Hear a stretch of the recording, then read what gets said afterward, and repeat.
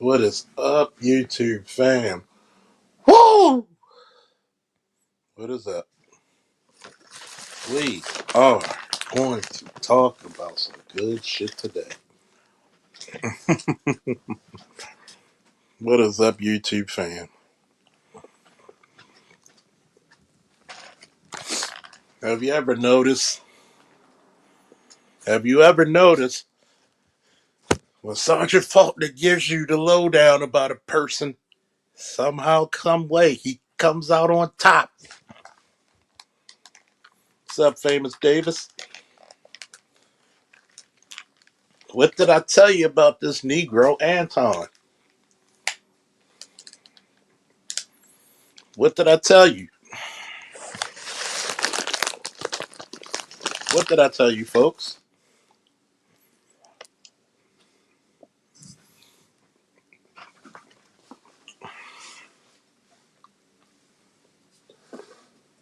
A fundamental flaw with a lot of you fellas out there.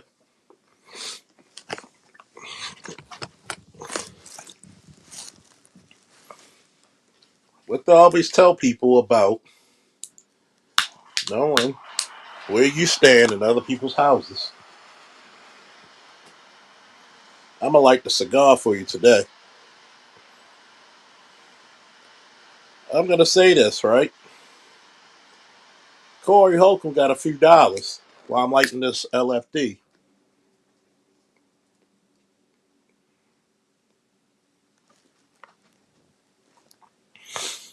Do you think he would have said that to a Negro who ain't have shit to lose?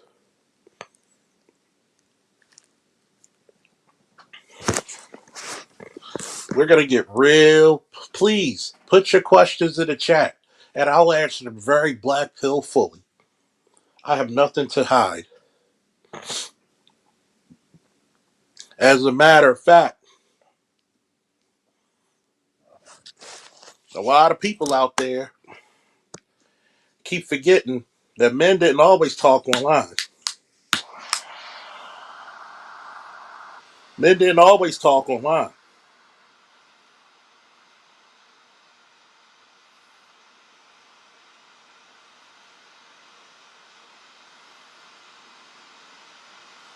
Plenty of times you had to go out back. Okay?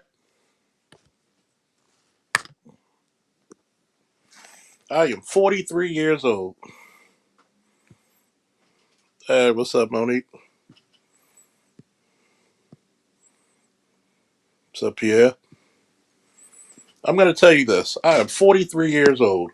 I came up under the vestiges of the old Army and the old Baltimore Police Department. The last vestiges. Meaning, you got caught talking shit, you had to back your shit up. There was somewhere called the Wood Line.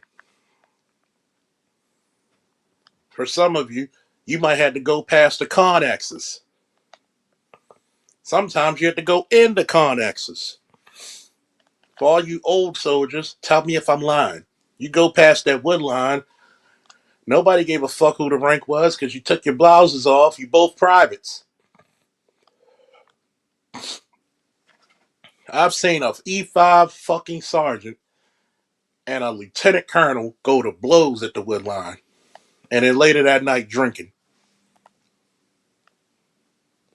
Yes, that colonel vastly outranked them, but you don't do something to disrespect the man, okay? What's up? What's up? Let me know who else here. See, we're going to break this down very carefully. Matter of fact, I'm going to take it back to where men were men.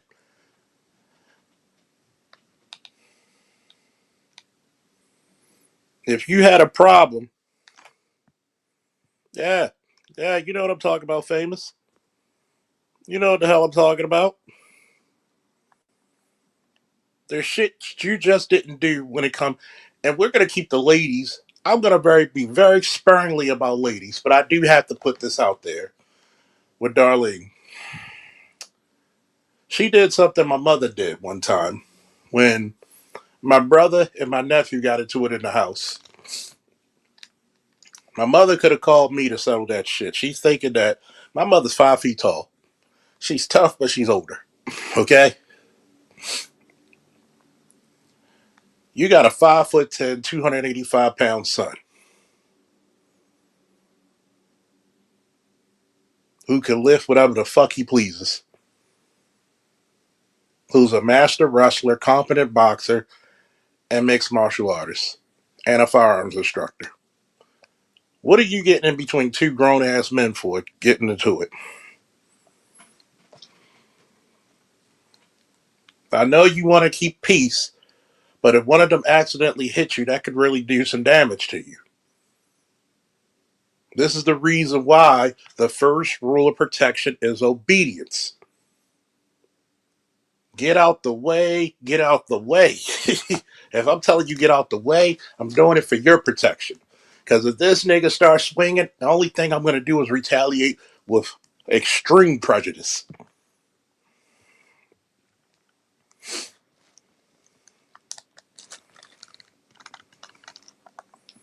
Extreme prejudice. And to tell a man on video you sucking black people's dick, because we all know the colloquial term of kissing somebody's ass is being a suck up, is looking for favorites. When you tell somebody to suck a dick, you're referring to them as being homosexual. See, I'm one of those people who will laugh in your face and tell you, look, nigga, if you feel like you want to jump, I'm the fucking lily pad. If you feel it's spacey, I'm the SS Enterprise. If you feel it's super, I'm your kryptonite. Say what the fuck you want to say to me, but as soon as you land a fucking finger on me, that's your ass. That's my rule. Say what you want. I might even laugh if it's funny. I might even talk back to. Of course, I'm gonna talk shit back to you if I feel like it. But as soon as you put a goddamn cellular item of your body on me, it's on. No, hell no, hell no, hell no. Give me a woo in the chat if you want me to answer that statement, Black Pill. Give me some woos in the chat. And please like this chat. Like the live stream when you coming in, please. Even if you give it a thumbs down, everything helps. If you feel inclined to what I'm saying, the Cash App's right there, the PayPal's right there.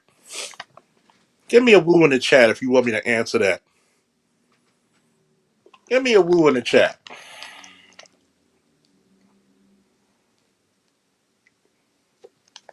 We got one. I need some more woos.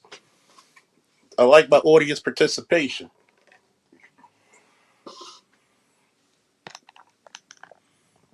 A couple more woos, and I'm gonna go Black Pill on that one.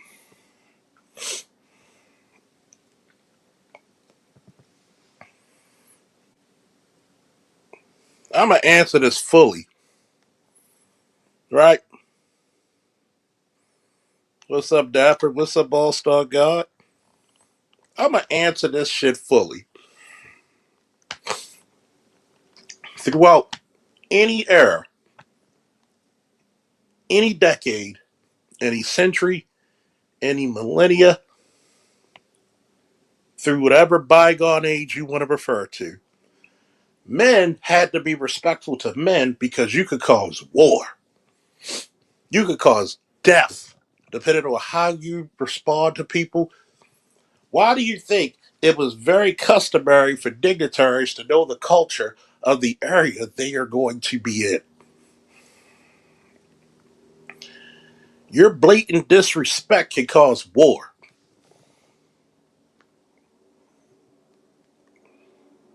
Your blatant disrespect can cause your life to be taken from you. Let's take it from the aristocracy, all the way down to the hood. Fellas, ladies, what happens if you see a group of black men or men, period, on a delectable street corner, congregating about, and they're all wearing red of some sort, and you come down the street wearing a blue jacket, blue tennis, blue bandana, and you just walk right between them? What would happen? What would happen?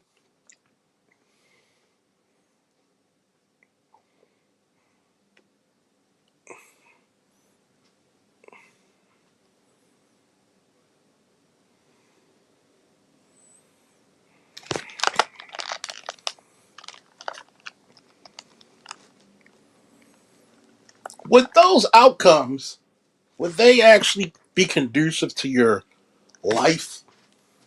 Would injury come about?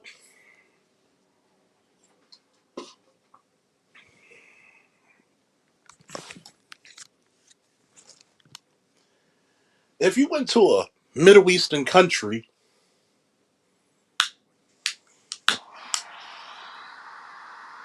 and you disrespected Allah or the Quran in some way,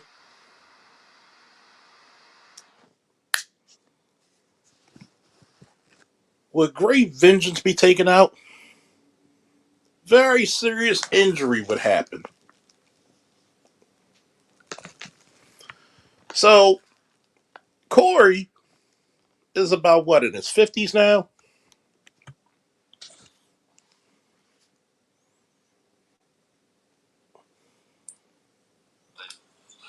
Let's check this real quick.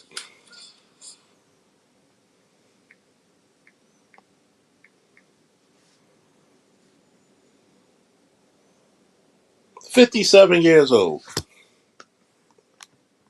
That's almost a 60-year-old man. 57 years old. What's up, Pride?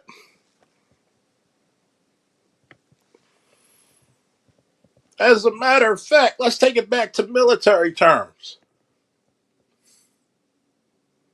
There are times when a bunch of Marines and Army dudes get into it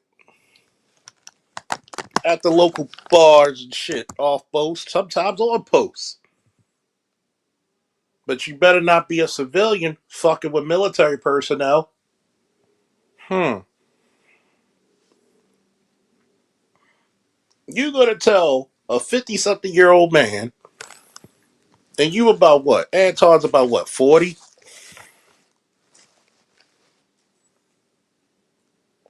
You gonna tell a 50 something, nearly 60-year-old man to suck my dick? Well, not even suck my dick, or you sucking dick.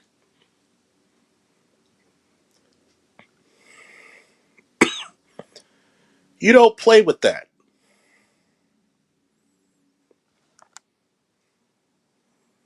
Older men don't play them young fucking games. And I'm gonna talk about Anton for a moment.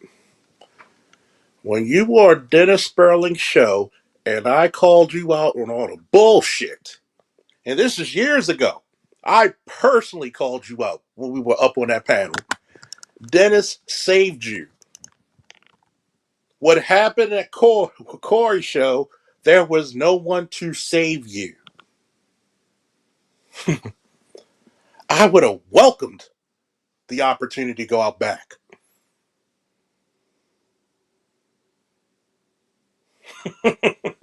I would have welcomed.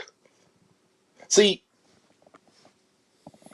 you said you want to go out back because you know that Corey has an image and his money to maintain. What happens when you fight a nigga who ain't got shit to lose?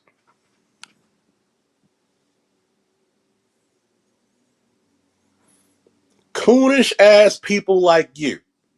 If somebody got arrested for knocking you the fuck out, There's a lot of people in jail who will make sure that dude is good. You said it to the right motherfucker.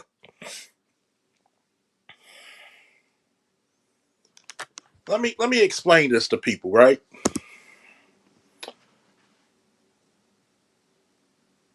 Do you know how many celebrities like Frankie Beverly barely walk with a bodyguard? Who the fuck's gonna fuck with Frankie Beverly, God rest his soul? That man was protected in any hood.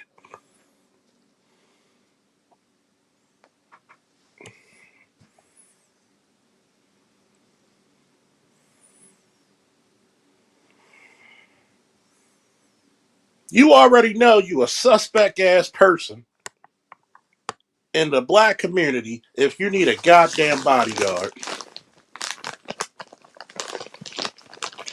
And you're going on the show.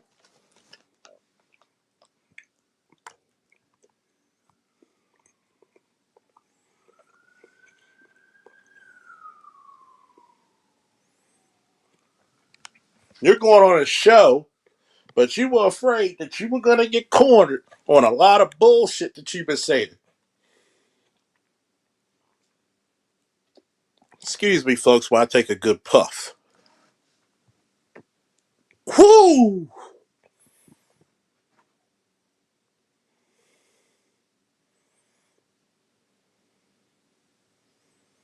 See, the fact of the matter that you said that I'm Christian first should have told everybody in the world what type of bullshit you were on.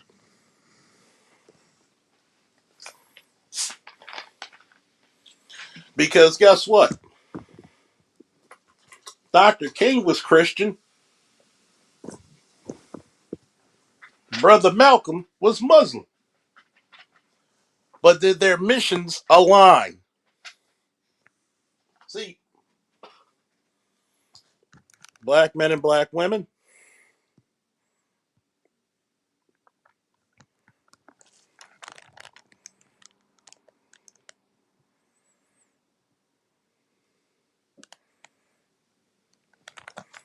black men and black women, listen to the sound of my voice. This black American coon is a treacherous motherfucker. That's 3:33. I guess I'll pour me a cup of this. I ain't gonna drink it straight, so I'll pour me a cup. This American coon is very treacherous.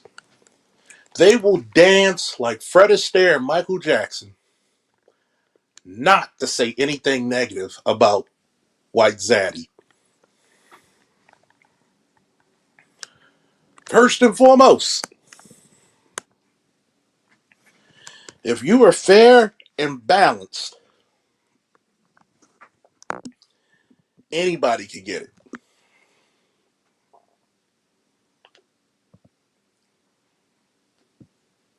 Have you noticed, folks, how many people try to hate on yours truly, but won't come up on his panel to defend themselves? At least Mella got the ovaries to come up here, whether she's right, wrong, or indifferent. But you got grown ass black men in a digital format, in a virtual space, who won't even say shit. Back your shit up.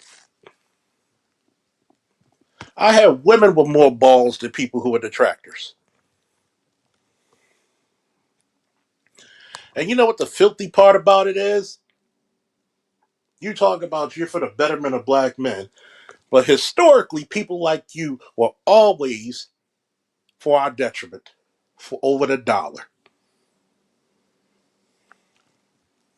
You were no better than the goddamn preacher man putting on this spectacular demonstration to get more money siphoned out of our community.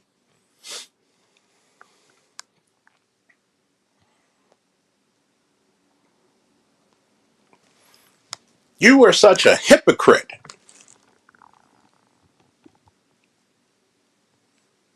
Because you couldn't even present yourself as this forward thinking black man that you always say you are.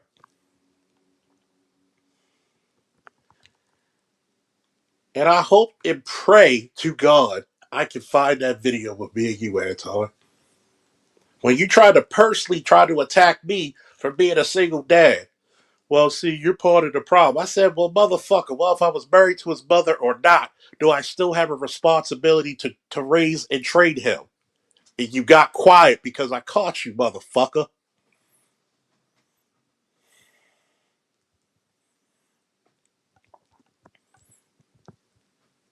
See, the funniest part about this whole situation is that he exposed himself in many different layers, but a lot of people didn't catch it.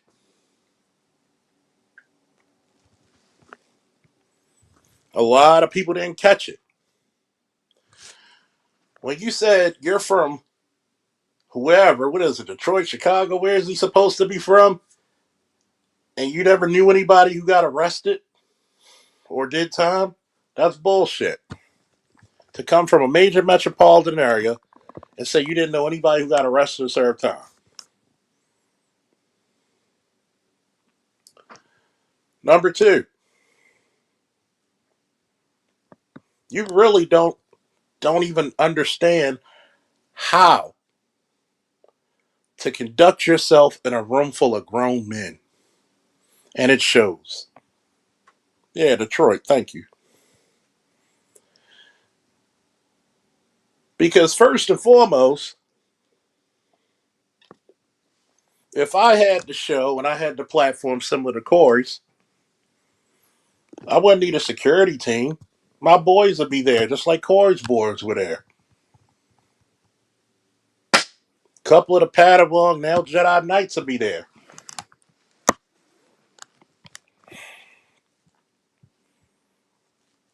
We got a system. Unless we get jumped, don't jump in it.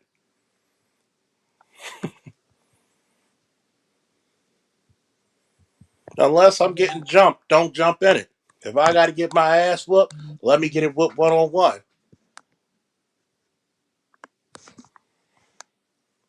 You didn't have none of your boys come with you?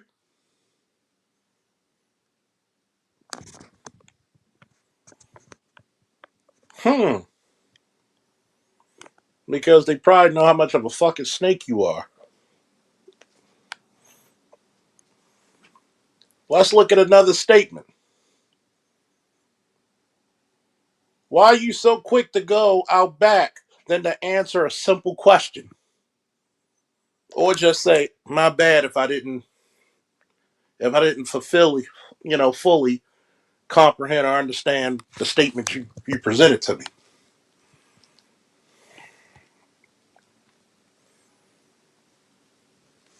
And you're right, Namer. That's presuming if he has any friends.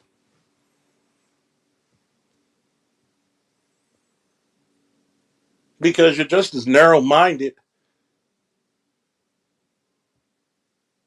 as a goddamn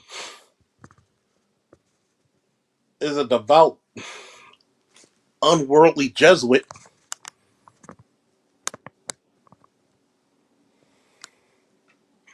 Even the Bible says go out and preach the gospel to the world, which means you should go and be a worldly man. You should know how other cultures live and exist. You should not lean to your own understanding, Mr. Christian man.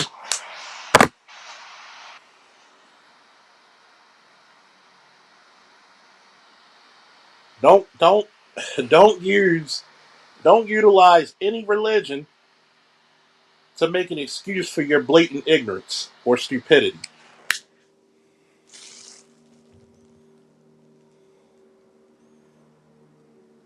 Because if you're supposed to be such a high up representative of black men and Christianity, you abysmally failed. And who's that chick that you have? And don't say that's your personal assistant, nigga.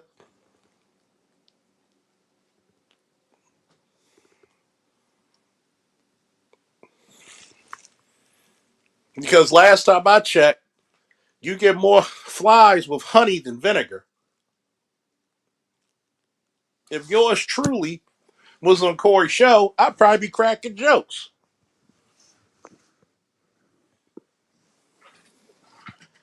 I'd probably offer the brother a cigar and have a drink or two on the show. I'd try to do some networking. I'd try to put some young people on. But see, how the hell you supposed to have all this money, but you don't know how to be diplomatic? You exposing yourself, my nigga. Diplomacy is at the utmost importance when you're a guest in somebody else's domain.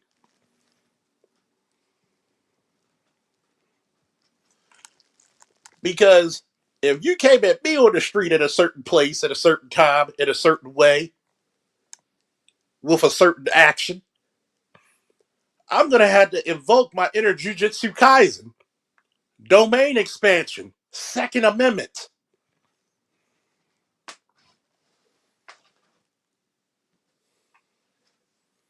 But the problem with the black community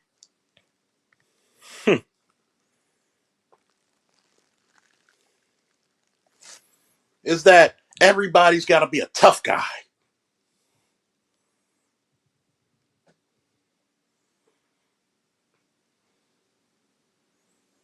See, everybody's tough till you find a tough motherfucker in front of you.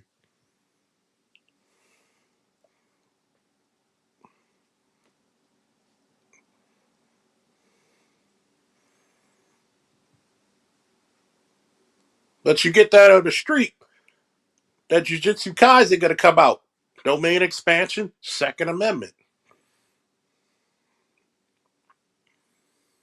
Domain expansion, RBI, really bad injuries.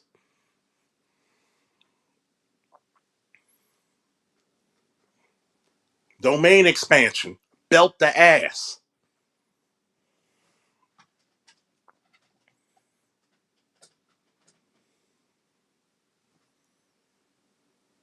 Each and every time you go on somebody's show, Anton, you expose yourself for the coon and phony that you are. And this ain't me hating on you.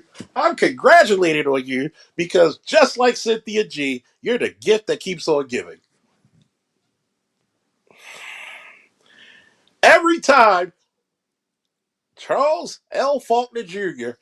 says something about a person, exposes shit about a person, it may not be today, it may not be tomorrow, it may not be next week, but sometime the shit's gonna come out and I'm gonna look like a goddamn saint that I am.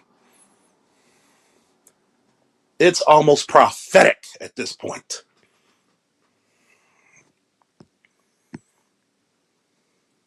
Namer said, wait a minute, Charles. Do you think most brothers know anything about diplomacy? What about being cordial? Decency. Folks need to get back and learn in proper manners. See, here's the problem. Everybody knows who to do this shit with, when, and who. You know, if Corey wasn't trying to go to court and had this shit on video, that's why they kept cutting the feed for a minute. In case he might have snuck him. There'd be no evidence. No visual evidence. Oh, brothers know how to be decent. When there's somebody about to throw down, or when there's knives and guns out, people learn. When there's a heightened potential for violence, people get very diplomatic all of a sudden. I wonder why.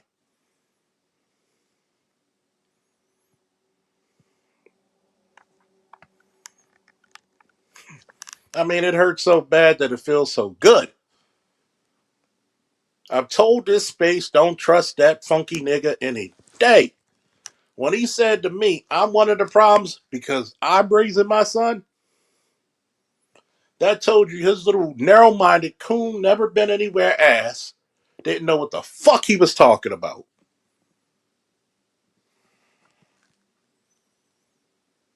See, I didn't have to be married to raise my son properly.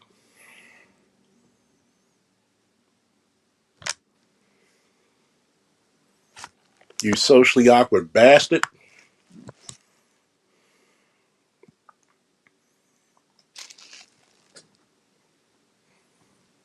And that's when you know you're really awkward with people, man. You can't even go to a platform. Oh, he's super disingenuous.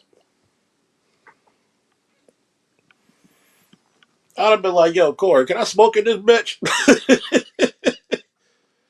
Like, damn, can we get some, can we drink on this motherfucker?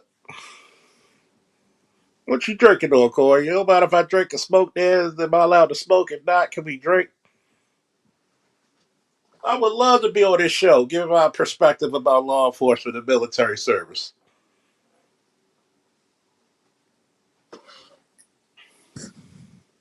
You think with my background, a guy like Brandon Tatum would love to have me there, but of course not.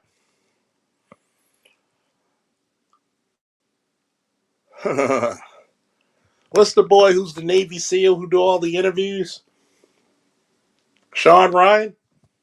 Why is he your boy Falk or Sean Ryan's show?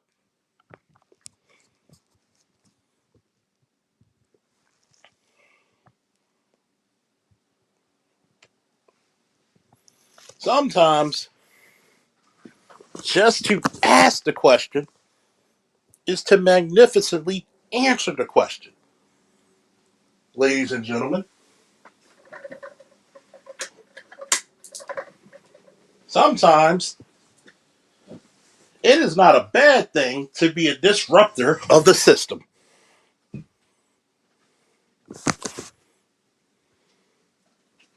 Because God knows I will be a nightmare for a lot of people. And there's something I got to address from Art Show. Another great show from Art.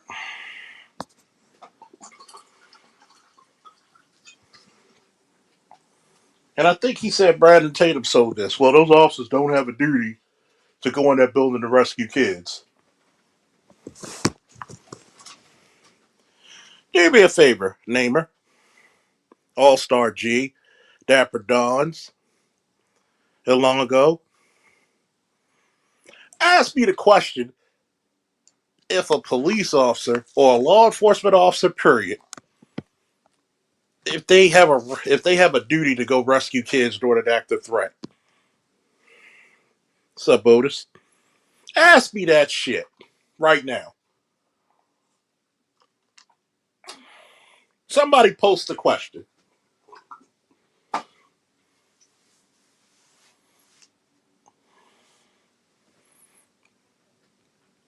What's up, Scorpion? Somebody post the goddamn question and ask me the question right now.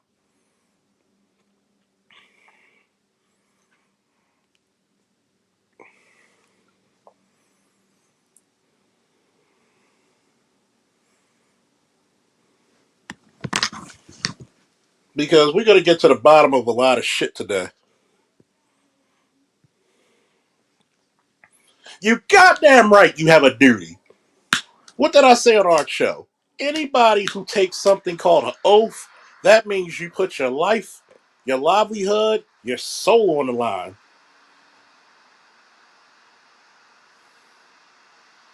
Before God and country comes I. You are a fucking coward if you do not. You are a fucking coward. Tell them I said it. I'm not too hard to find. You are fucking. I'm not even with the department anymore. If I got sufficient equipment and sufficient armaments, I'm going in that bitch. I'm not going to be stuck in some goddamn hallway.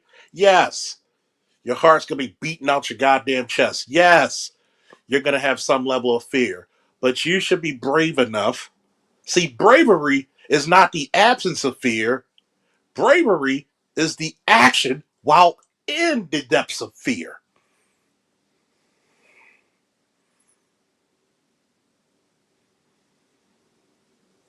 There is no fucking reason children should not believe in two things: safety and heroes.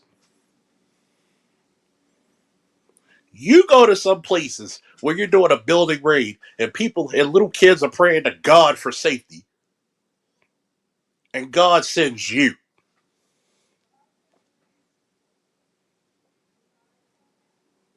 But I'm not a guy black men should not listen to or follow, am I, Anton, according to you? I'm not a guy who's not worthy of being called a good dad or a father, according to you, right? Why do you think the Baltimore Police Department, around 10, 13 years ago, took my shift off for a whole month just to do active shooting training? So they can hold your ass liable without holding the department liable if you don't go in. By law, you have to go in. By law, you have to take action. But the kind of guy I am, according to Anton, I'm the worst of the black community because I'm a single dad. For all you Anton fans, that's the type of nigga you follow, right? The nigga who's gonna try to besmirch the name of a single dad while he was a cop in the Baltimore Police Department. While he while he mentored for 20 years wrestlers at Lake Clifton Eastern High School. While he took kids who couldn't find work, gave them certifications as security guards, private detectives, and got them certified to get their gun permits and put them to work bodyguarding celebrities. Put them to work at a convention with 10,000 people, making them responsible pillars of society. What the fuck did you do to equal that? Since I'm not the type of guy that people should listen to or follow. I'm not the type of guy. Well, I'm the type of guy, according to you, that is part of the detriment of the black community because I'm a single dad. The fuck out of here, you fucking jackass.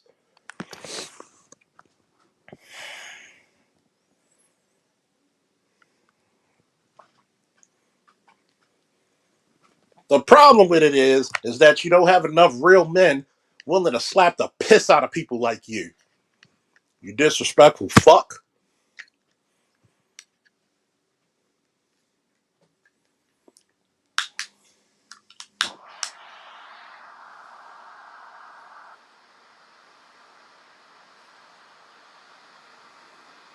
That phony, tough, crazy, brave bullshit that men like you awkward bitch, go on somebody else's platform and they hit you with a question and you buck dance for that dollar.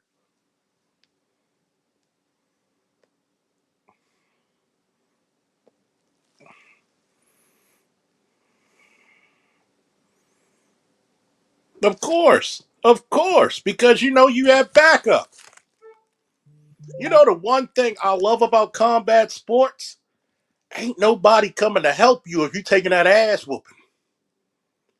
You get taken down and grinded into the mat in wrestling. You get thrown to the heavens. You get your shit rocked in boxing or kickboxing.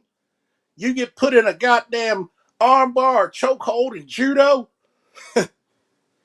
Nobody's coming to save you. You have to be the hero of your own narrative. I wonder where we heard that before, folks. You gonna say come outside, but you got an armed bodyguard.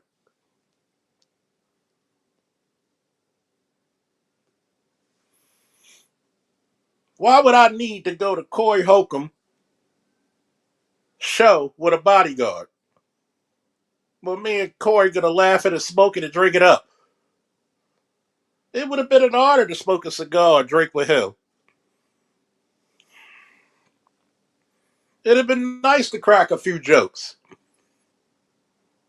It'd have been. It's like when Dr. T and Dr. Neil interviewed me, and I'm cracking jokes, but they're getting my expertise on certain things in law enforcement because, as brilliant as both of those men are, they're wise enough to say, that's not my field of expertise, that's yours. Your opinion in this space is just as valuable as mine. And that's an honorable thing to say to another black man.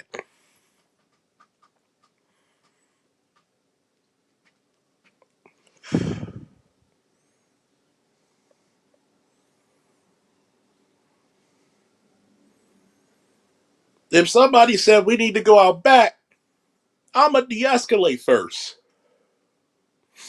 Why don't we sit here, smoke, and take a drink and talk about our discrepancies? But if it has to go to blows, I have a rule. Don't jump in it unless somebody else is jumping in it. Let me hold my spear in victory or die on my shore or die on my shield.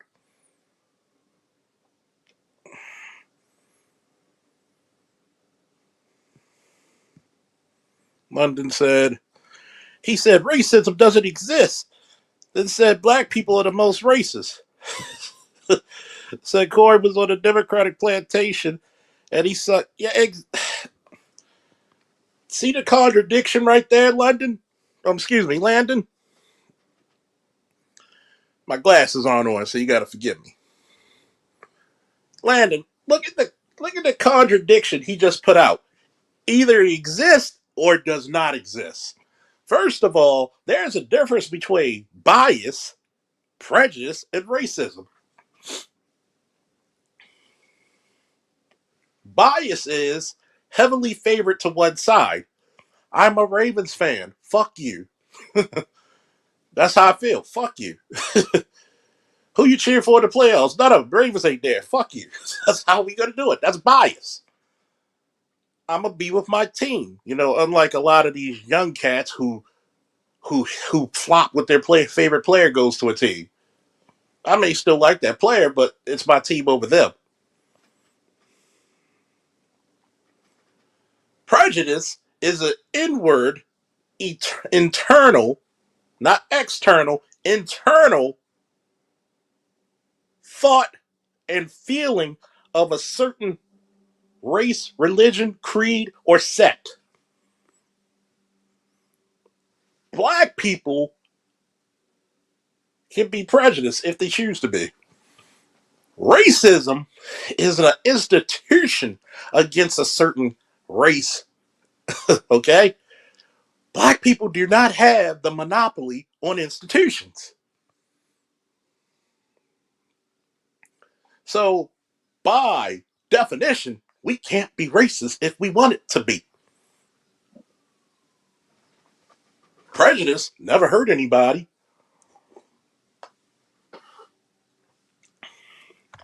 unless it's one on one.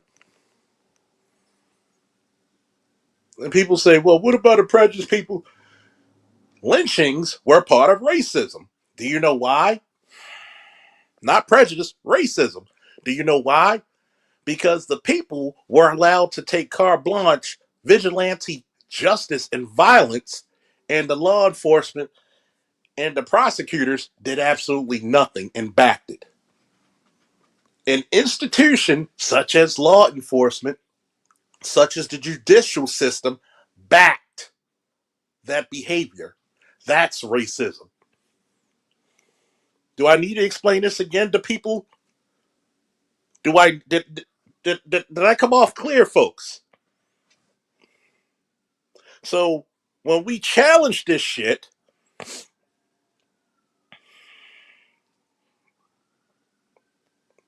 when we challenge this shit, definitions matter. Lynchings were backed by the state because there were no prosecutions, there were no arrests. A white person not being rejected from an HBCU is not racism. Because there's plenty of black people who got rejected from an HBCU. It happens every day, B. The riots in Tulsa, Rosewood was backed up by racism because the institution protected those folks who were rioting and committing acts of vigilante violence.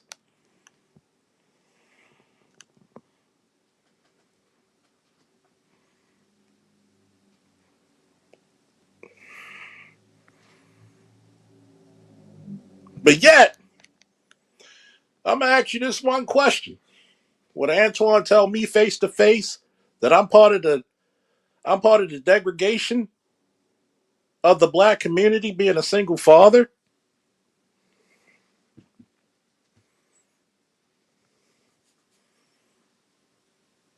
Tell me without your bodyguard to go out back and see what happens.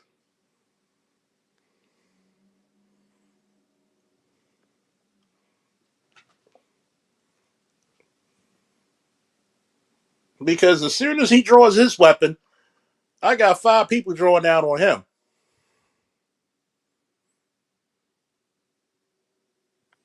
So either you're going to take the cigar and the drink, or you're going to take this ass whooping that you've been itching for and begging for. The problem with a lot of motherfuckers is this: you don't know how to de escalate. If you're the man that you said you were, you stand on your square. You would have pointed out and gave examples of when you said something against white supremacy or white people fucking up the country and explained it in great detail instead of dancing around that motherfucker like Jeffrey Daniel on fucking Shalimar.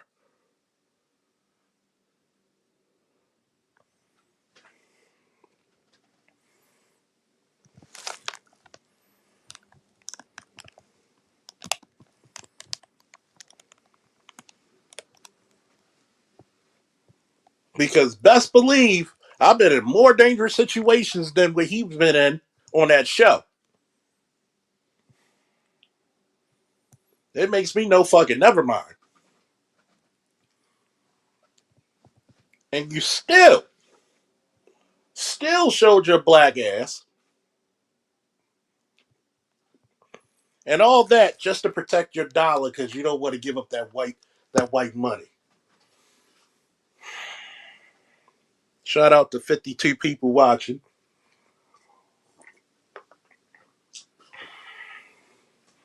Like, share, subscribe.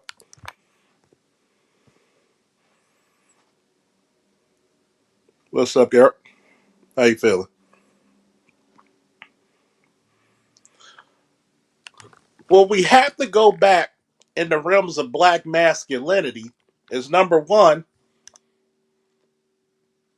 you can't look at the world through feminine eyes and say you're being masculine. A masculine man is not afraid to go against the grain is when he's right. It's one thing when it's subjective, but when it's an objective truth, you got to stand on your square. One of the most horrific things that Marvel's done when they were on Civil War, that speech that Sharon Carter, no, the niece, I'm sorry, yeah, Sharon Carter, because Peggy is the one from the 40s. Sharon Carter's speech, for all you comic book heads, that was Captain America's speech in the fucking Civil War comic miniseries. You took away one of the most foundational statements that made Captain America who he is in the comics and who he forever will be. When he said, you don't tell them when the world tells you to move, you stand on your square, you tell them no, you move.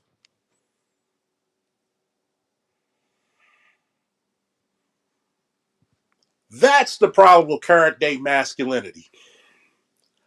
I don't have a problem with anybody coming to my goddamn channel and expressing themselves. Man, woman, I can't have children because we're too adult.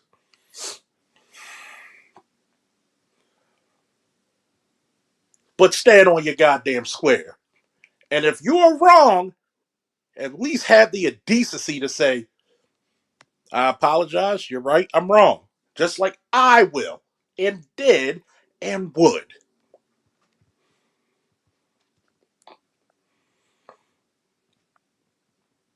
But you couldn't do this shit, my nigga.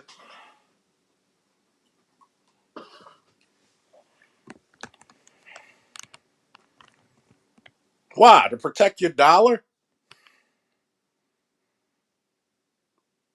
One of the reasons why I got love in this space was because everybody was apprehensive against my occupation. And when I stood on my square and didn't change my views, people respected that shit.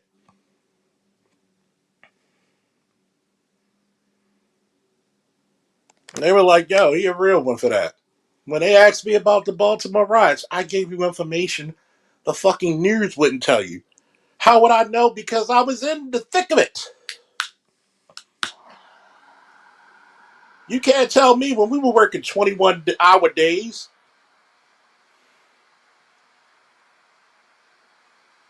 How many motherfuckers had to come to the rescue of cops who had fractured skulls from rocks being thrown at them because your lazy ass mayor, your lazy ass department didn't supply you with enough equipment?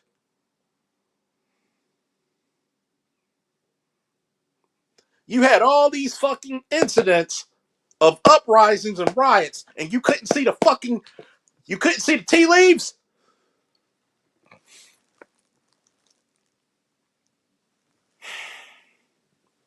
Baltimore had the convention that year of the National Sheriff's Convention.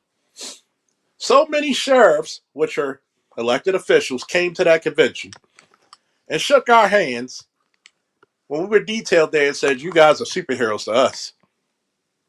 It's a damn shame the way they treated you. They gave us the most flimsy shit if they gave everybody riot gear.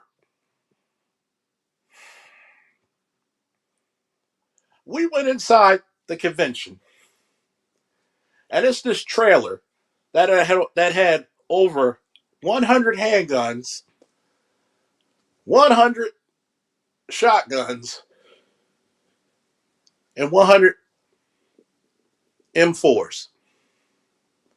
It was so huge, it actually had a boardroom with a round table inside of it.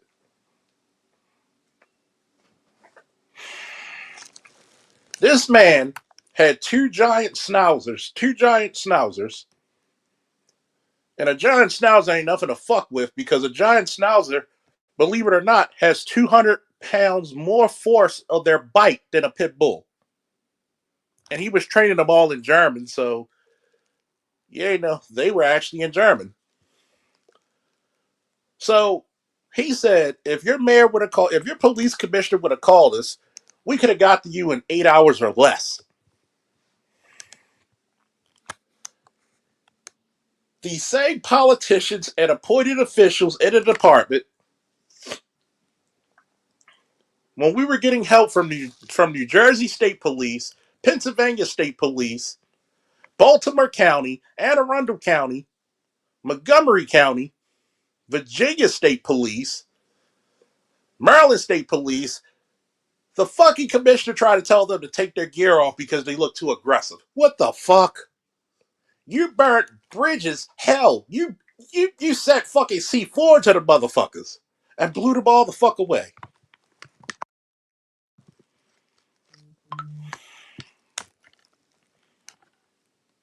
But back to this fucking Anton thing.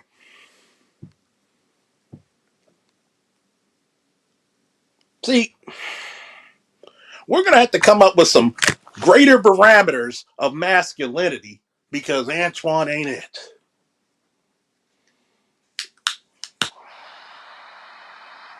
You don't go to anybody's house utilize their restroom and don't flush, walk your dirty, muddy ass feet all through their house, go through their kitchen, go through their refrigerator with your dirty ass hands.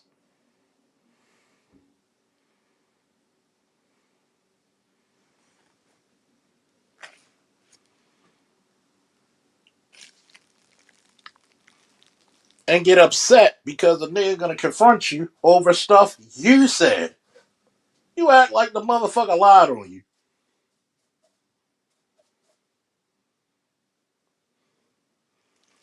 You're no different. You're no different than ABL when he was confronted on the Coliseum and got embarrassed. And we even told the nigga, you need to coon better. Because you know when you catch that motherfucker, he do that stupid ass laugh.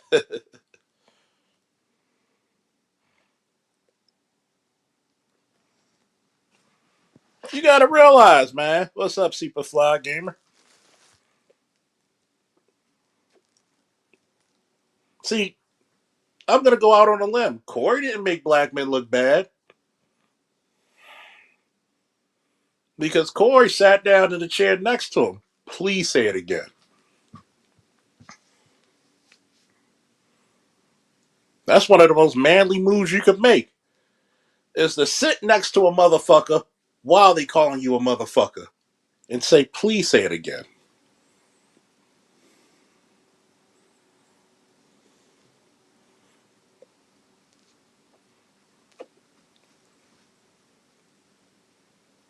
Because you know you're running a platform off of deceit.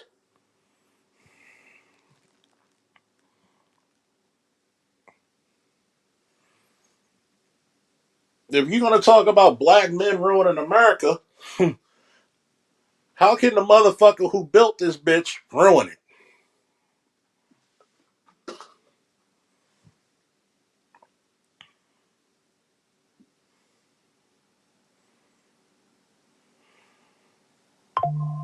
Go ahead.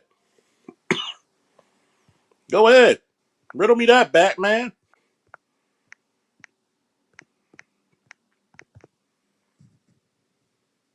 Last time I checked, black man invented the light bulb.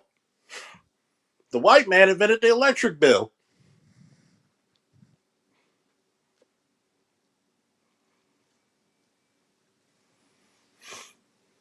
Black man invented how to separate blood from the plasma from the blood. The white man invented the hospital bill.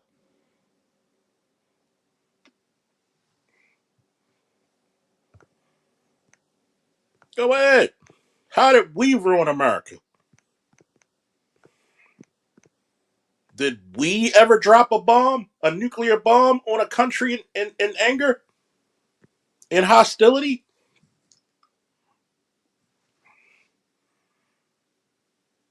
Did we do it?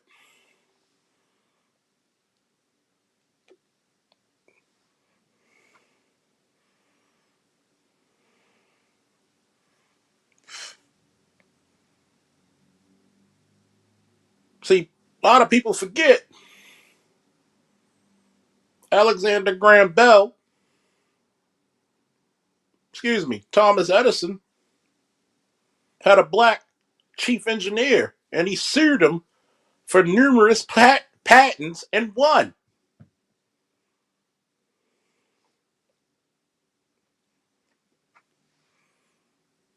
Every time a black man invent a program for his people, here comes the government to shake all that shit apart and steal the idea. Wick anybody?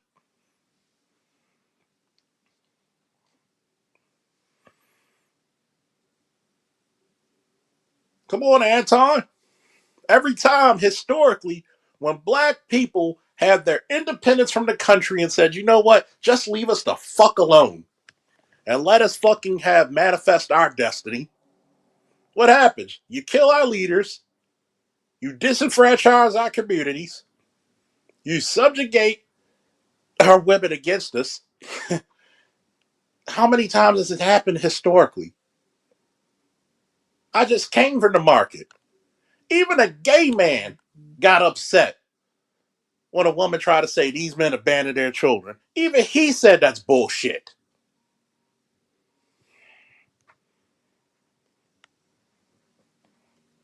I'm going to tell you what my grandfather once told me.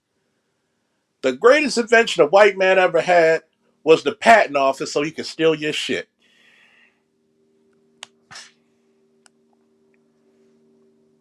But we won't talk about that, will we?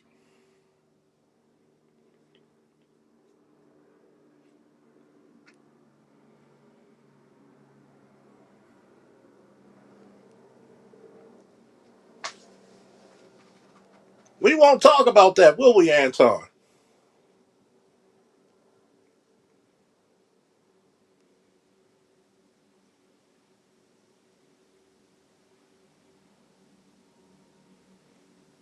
What's up, doctor? What's up, doctor? Doctor, I'm so sick. How you feeling? I got to make you a mod on this channel under that name too. But this is the craziest part.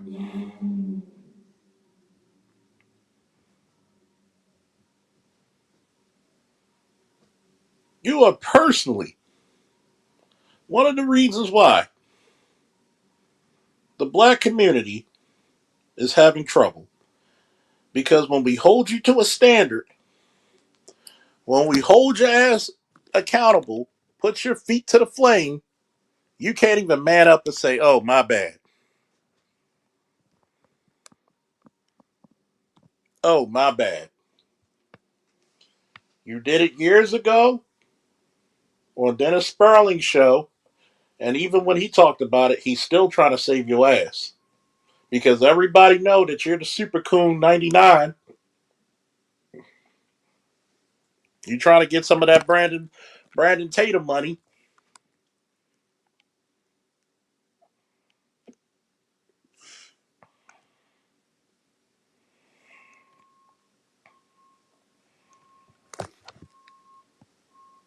See, this is the reason why I don't appreciate a lot of his comments about black men. You don't say shit about white men when they're messing with little kids, underage girls, married women overseas. But when a black man wants to go on vacation and he might find a little vacation girlfriend or he might even find his wife. But how many videos did you post in your shorts about wayward black women? But a black man's not supposed to be grown enough, mature enough, masculine enough to manifest his destiny when it comes to love. What is the most masculine thing have you done so far, my dude? Because you flip flopping everywhere. One minute you're supposed to be this high value, high status, elevated black man, but you go on the show talking some nigga shit.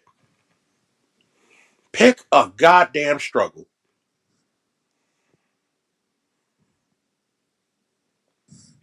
Pick a damn struggle.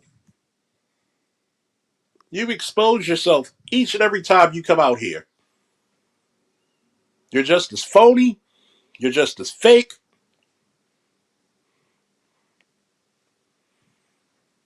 Because we can look at how you probably, just like Brad and Tatum, believe that 52% of the fucking murders are committed by blacks.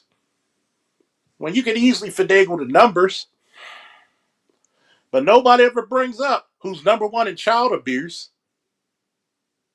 number one in sex offenses, number one in burglaries, number one in domestics, number one in robberies. Y'all don't like to bring that shit up. Because the FBI Uniform Crime Report, every law enforcement agency is supposed to give in those facts. And there are a few law enforcement agencies who do not. Gee, I wonder why.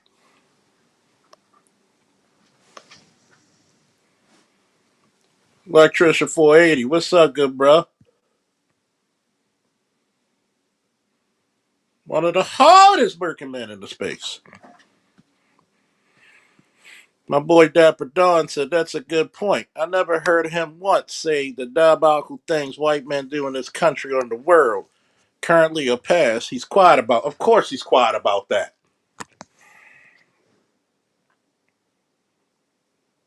If you look at white people, and we're talking historic, tell me what group of people did they ever interact with where at some point they didn't try to eradicate, subjugate, or disenfranchise those people? I'll wait. I'll wait. I'll wait. But you'll never hear Anton say shit about it. And that's where the rubber meets the goddamn road.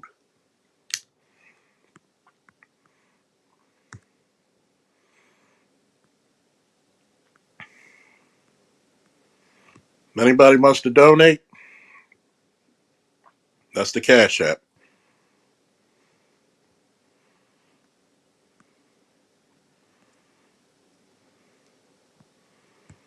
Oh, let's not get into active shooters now. You would think how poverty stricken, how disenfranchised, how affected by not only slavery, Jim Crow, civil rights, racism,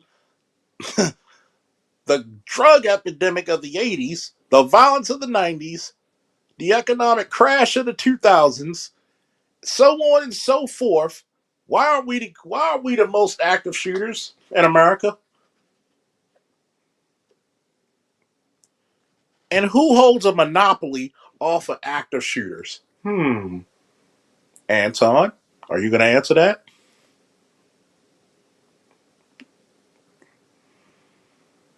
You can't even admit that black men are the best fathers in America.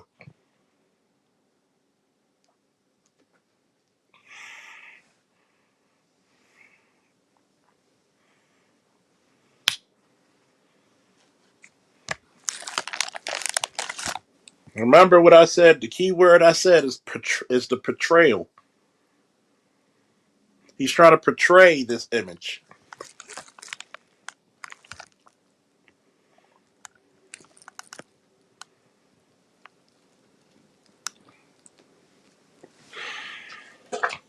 What about Luigi Mangoni? He what? Rich family. If he went to Gilman in Baltimore City in the Northern District, by the way, off of Northern Parkway, where I used to work, where my son and his best friend, when they had their little junior league wrestling program, they were a part of that. Hell, I even helped coach the team, helped worked out with the team.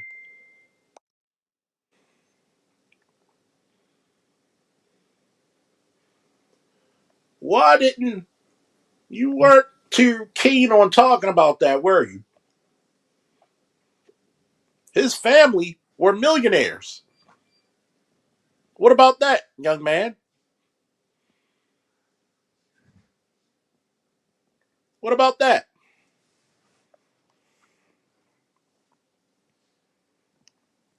But you want to just limit it to Pookie and Ray Rays. What about the Pookie and Ray Rays who might have got in some trouble early and cleaned themselves up and made a better life for themselves and their families and became contributing members of society? Do you give them any credit? Do you turn to the guys who might have made a mistake early in life and they grew up and manned up and are pillars of the community? Do you big up them? Do you big up the guys in college who were broke and had to sacrifice shit to get their degrees?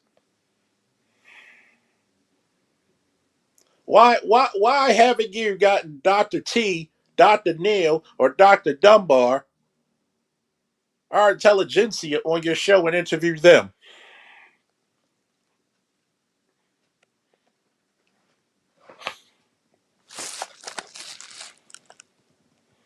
I'm not that big of a channel.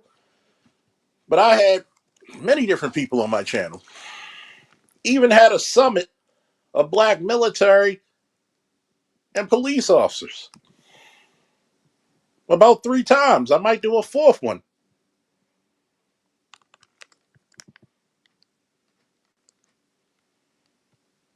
You don't even care. Because the bottom dollar is, like many other people, you get money, Green Gorilla, you get money the same way a lot of these crazy broads do who hate black men because you know it's lucrative to shit on black men.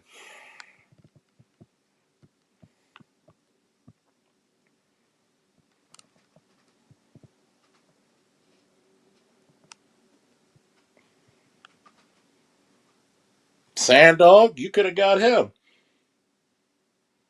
A guy from New York from the PJs. Built himself up to be a fucking military officer. Now living in United Emirates in charge of multi-million-dollar logistics. Making damn good money with his wife and his daughter.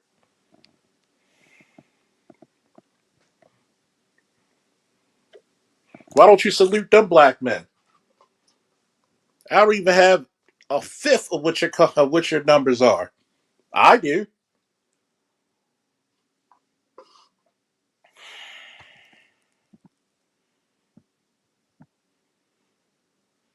Oh, Dr. Neil would fry him about Christianity.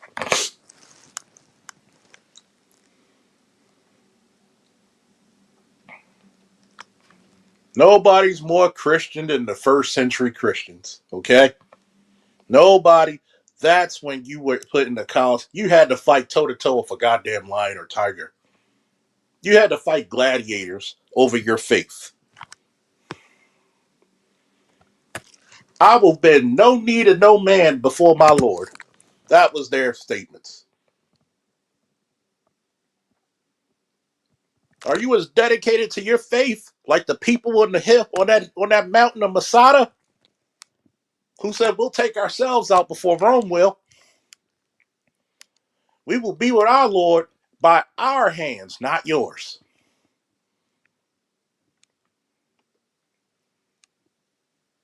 Are you as dedicated as the disciples? When Peter told the executioners, I am not worthy to die the same way as my Lord, and they crucified him upside down.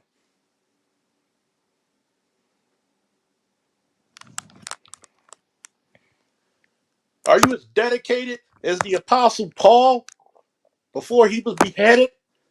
And he said, I ran my race. I'm going to go out there boldly to meet my Lord. Are you that type of individual? No. Don't tell me you're a Christian first. Oh, nameless protagonist. Nameless protagonist vocabulary and vernacular alone would confuse that nigga.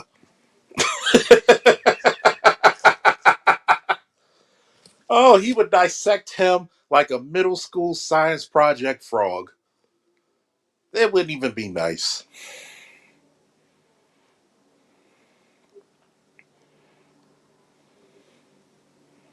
Would not even be nice, folks. Don't forget to hit that Cash App if you're getting entertainment, if you're getting some knowledge. Hell, we got 60 people here. If everybody donate $2, hey, we made today's fun.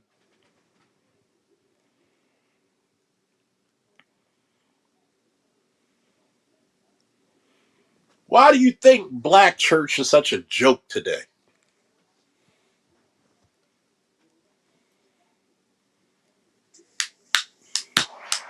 Because we have nothing but a bunch of profiteers of faith like you.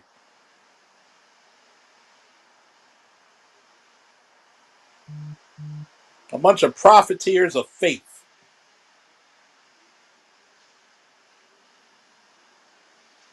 I remember back in the day when your pastor had the carpool. I remember back in the day, the first lady was in charge of cooking meals to feed the homeless.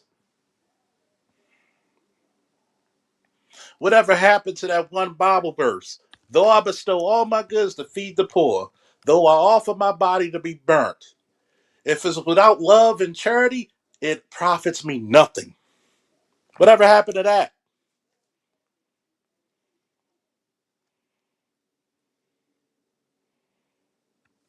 Shout out to Dapper Dons for the $10 holler.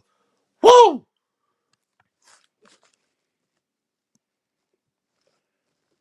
Don't let him be the last one, folks. Y'all getting a good one. Y'all getting the classic Faulkner. Y'all getting classic Charles Faulkner Jr. today. The gloves are off. I'm straight black pill. I got a cigar in my mouth and a drink in my hand.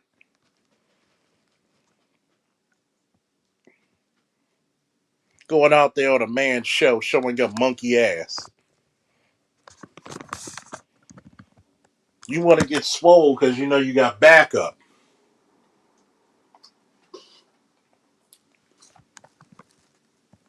You see a man's bravery when you take him out of some place of comfort and he has to show the real him by his goddamn self.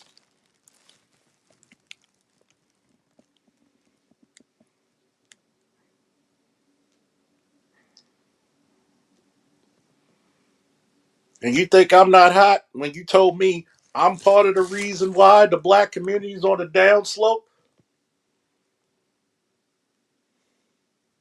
You said that I'm one of the reasons why the black community is so damaged because I'm a single father. But you couldn't answer my question when I said if I was married to his mother or not, do I still hold the responsibility under God and country to raise him? And you got quiet, and Dennis Sperling had to save your ass because I was about to dig in your ass. I said, so wait a minute. Are you mad because I'm doing more than you and you got more help from your wife? What is it?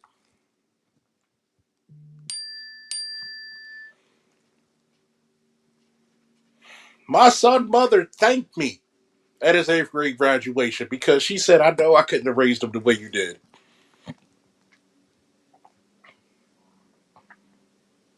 See, I have a great relationship with my son's mother,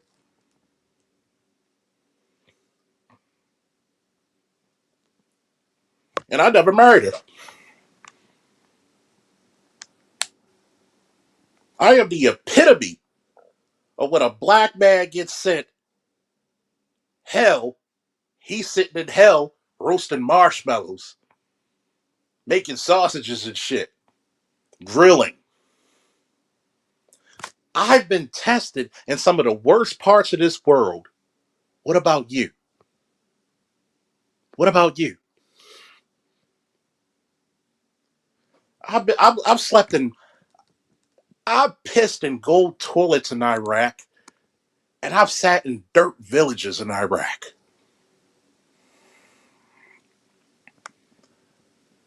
I had over 354 missions in the first 6 months of my 18-month tour.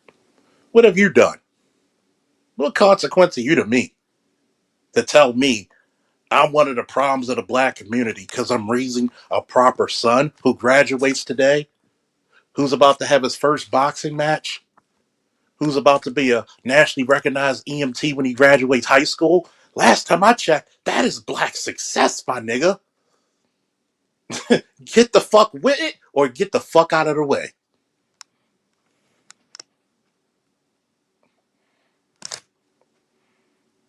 See, you have to understand real masculinity has to be stoic at times. I have to be above my emotional response at times. And there sometimes I have to be total and I have to get in your shit, whether you're a man, woman, or child. If I'm willing to correct a woman that's under my care and my protection, you think I'm not going to correct a man who I don't even know? I hate women so much, but I'm the dude correcting a black man for telling him that girl's pretty for a dark skinned girl. I said, excuse me, sir. Do you know what you just said? You have a daughter. Well, yeah. How would you feel if somebody said she's pretty for a dark skinned girl? Oh, I'm so sorry. I'm so sorry. He actually went to apologize to that girl. But I hate women, right? Hmm. Hmm.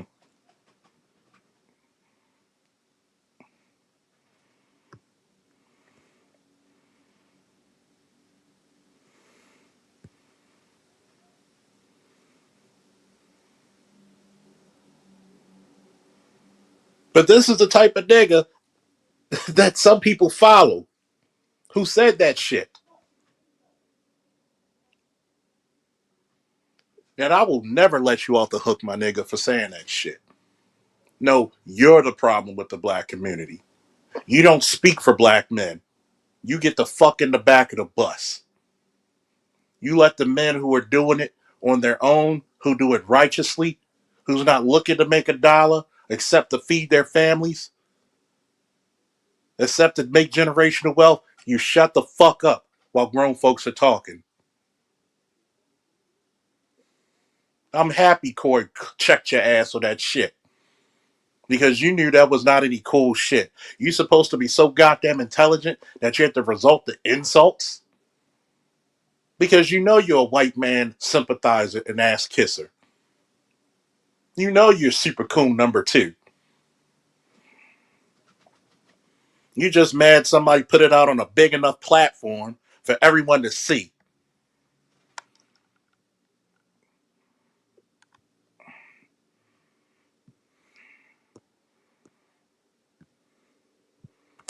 Munster said, but guys, he's a black millionaire that doesn't blame white people for his problems. What a fucking tweak he is. And that's the problem. You got all this money. How many Negroes are you putting to work? How many young black men did you put to work? When I was at BlurCon for those 2 years, I was paying black men $100 every half an hour for executive protection. What's up? I'm the one who negotiated room, board, food, payment, special privileges, VIP, all that shit. Why not talk about all the good you do in the black community instead of trying to shit on it?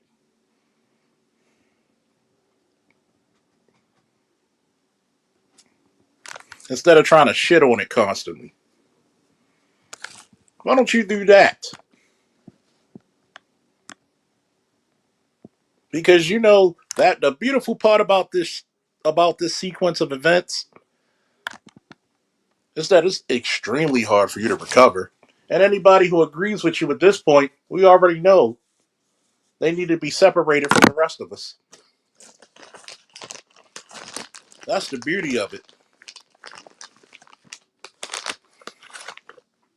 Saboteurs of a military with enough time and enough careful listening and watching will show their hand sooner than later.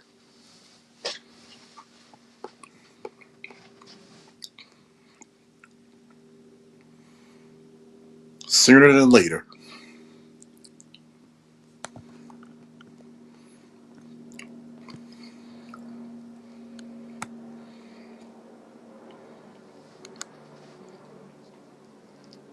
You can hide behind your religion, which you probably don't believe.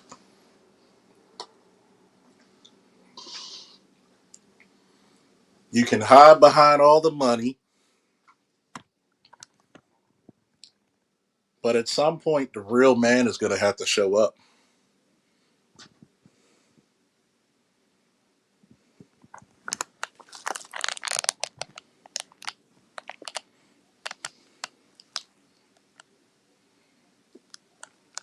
Like, share, subscribe. Hit the cash aid if you're inclined to donate. Share this with your friends because this is classic folk. I ain't go this hard in a minute. Whoo! I ain't go this hard in a minute.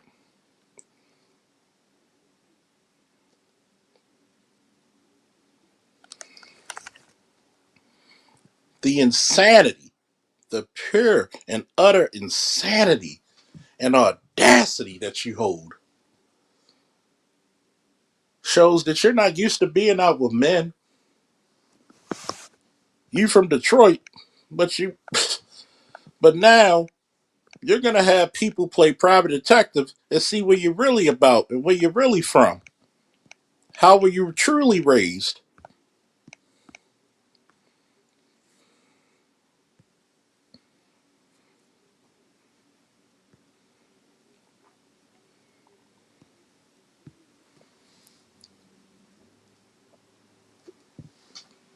Because a man who only got shit to hide, y'all seen my face. Hell, you see me on videos all the time. Hell, I've met some of you. Several times Dr. Dunbar and myself smoked cigars together. Hell, I met DC at the harbor with a pretty lady he had at the time. Met a couple of subscribers. Cousin T-Tall came to smoke some cigars. I don't have a problem.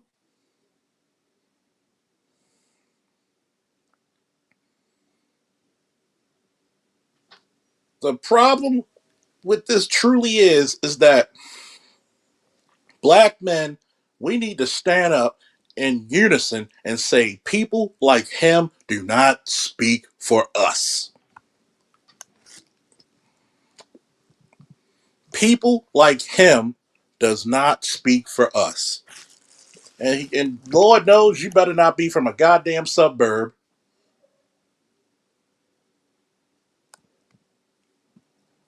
Not saying there's anything wrong for being from the suburbs, but you better not act like you from the fucking hood or the projects. And you speaking on what hood and project people have to deal with on a daily basis. Because now you're doing the civilian equivalent of stolen valor.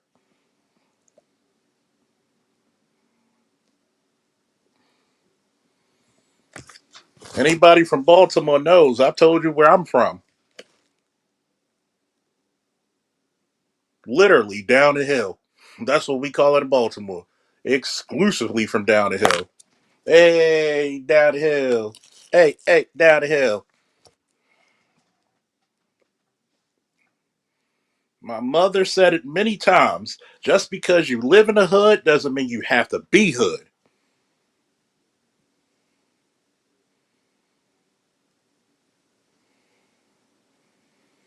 And this is another thing I'm going to talk about this conservative bullshit. I've noticed a lot of these guys call themselves conservatives, but they have nothing that is traditionally conservative about them. I know you're saying, what do you mean, Falk? What do you mean? Simple.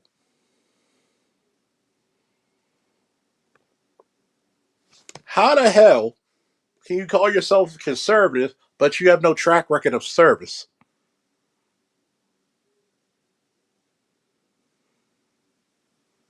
Hmm. Hmm. Remember, the overwhelming majority of presidents are what? The overwhelming majority of presidents are what? I'll wait for somebody to put it in the chat.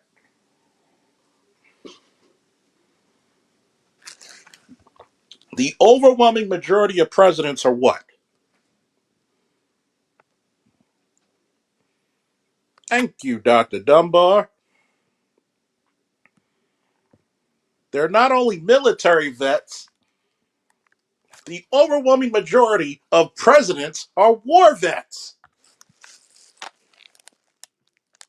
You can't question a man's service, a woman's service, if they served in war, can you?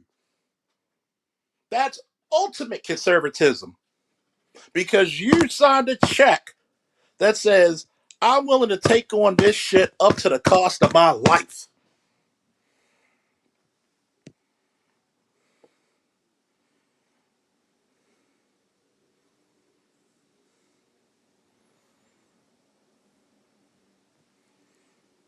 You cannot tell me that you are a conservative man if you have no record of service.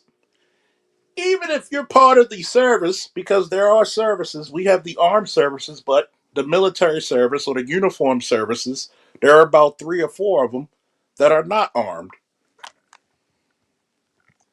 That's still what? Service. Have you went to the Peace Corps? If you're a conscientious objector, are you a chaplain or a chaplain's assistant? Have you went to the Peace Corps? Have you volunteered work? What is your record of service? I've said this on many people's platforms who claim they're these goddamn conservatives. Say what you want about J.D. Vance, but he's a war vet. Say what you want about Tulsi Gabbard. She's a war vet. Say what you want about Pete Hegseth. He's a war vet.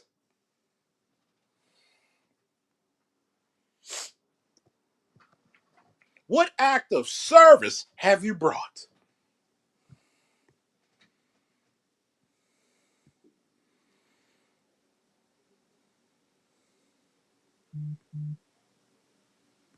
That's how you expose a lot of these phonies. Shout out to Mr. Smith for the $5 holla. Whoo! When you look at this conservative shit, black men and black women listen to the sound of my voice. You start challenging these motherfuckers by saying, what have you done for God, country, and community? What have you done? At least Brandon Tatum was a cop.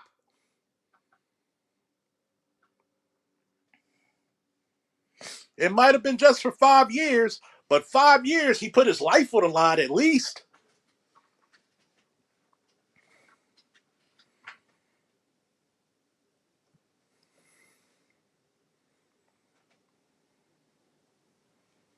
What have you done?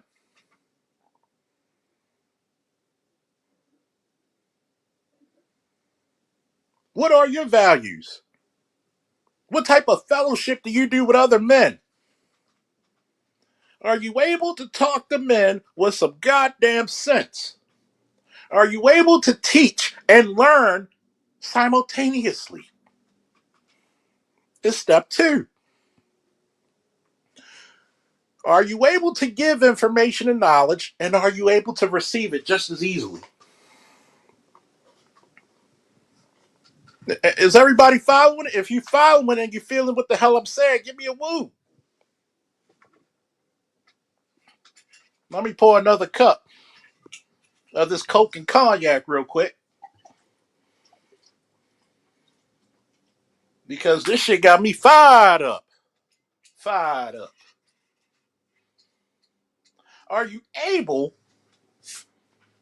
to give information and knowledge and receive it simultaneously? Because obviously, looking at that video, you didn't. You were closed off, closed minded, and didn't take any consideration of what anybody on the show was saying.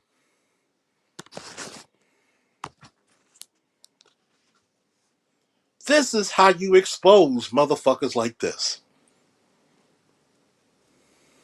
Don't forget to hit the like button when you come in, folks. Woo!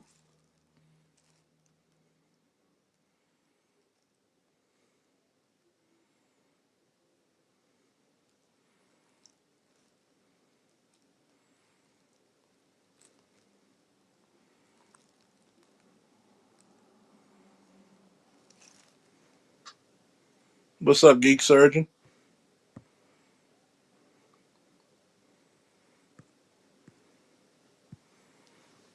You're right. How many of these fucking draft dodgers you see?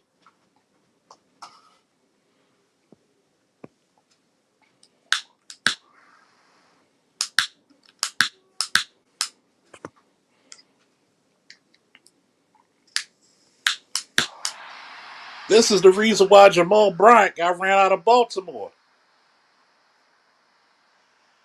when the Mount Projects during the Baltimore riots called him out for his phoniness and his wicked ass endeavors in the church, he got ran the fuck out.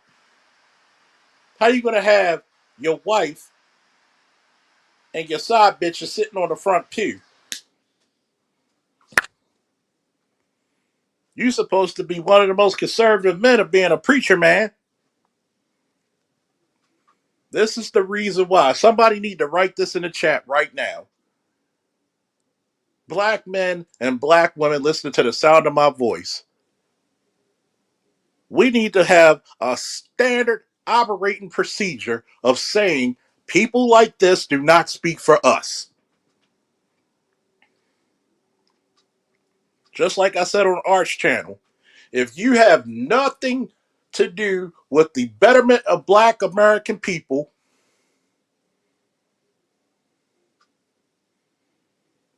but if you're against reparations, black people independence, black male independence, having a better, fitter, funner, more cooperative black woman who can get her degrees at the same time be a loving and caring and fit woman. If you're not down with shit like that, you don't speak for us and we don't come to your rescue. Just like they said in Batman Begins, I ain't gotta kill you, but I ain't gotta save your ass either.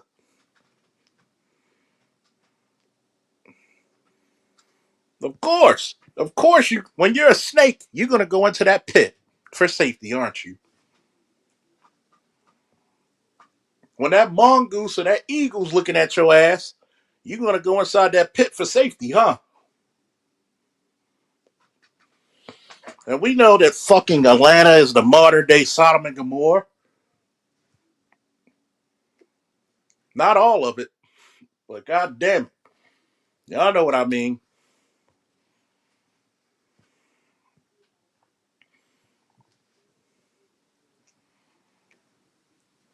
You don't have any service, you don't give any information, knowledge, nor do you receive it. Third of all, do you walk amongst the people? Mmm.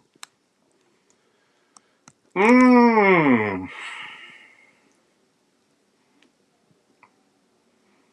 Do you walk amongst the people and mentor the youth? For 20 plus years, I've coached wrestlers. A lot of y'all don't know this. Hell, I didn't even know it until the kid coach told me. He said, do you know we got a 96 percentile rate of when a young man or young woman join this wrestling team, they walk across the stage becoming a contributing member of society? That's a hell of a rate, isn't it? That's a hell of a rate, isn't it? For a Christian, so-called Christian man, do you walk amongst the people and mentor the youth? Last time I checked, did Jesus walk among the people?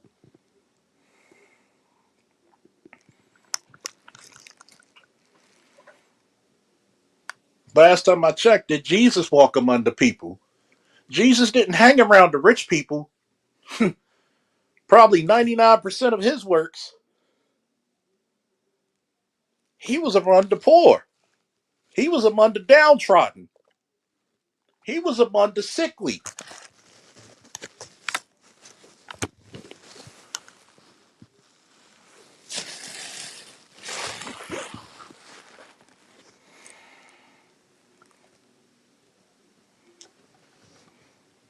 When they were asked, what's the greatest commandment? He summed up the 10 commandments in two. To love God with your heart, mind, soul, and to love thy brother as you love thyself.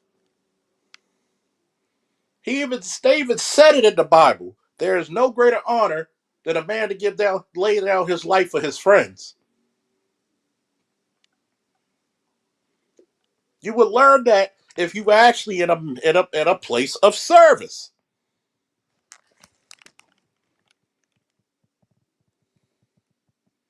Even Jesus said, when I was hungry, you fed me. When I was naked, you clothed me. When I was sad, you comforted me. When have you done that, my brother? The beautiful part about this space that people forget, real shit in real life happens to real people.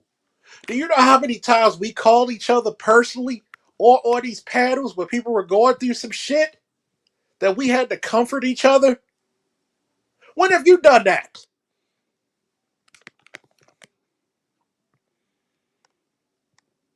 But you sit on this high perch, this imaginary high perch, thinking you're better than people.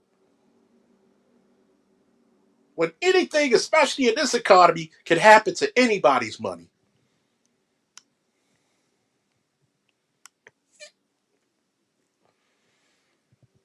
At any given moment on my panels, I will have PhDs, millionaires, high thousandaires, reformed felons, barbers, police officers, firefighters, military officers, sanitation engineers, people who are custodians, all walks of life converge here and are treated like equals. What about you?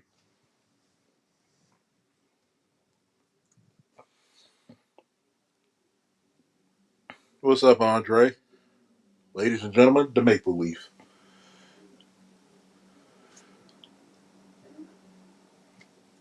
My favorite Canadian since Bret the Hitman Hart.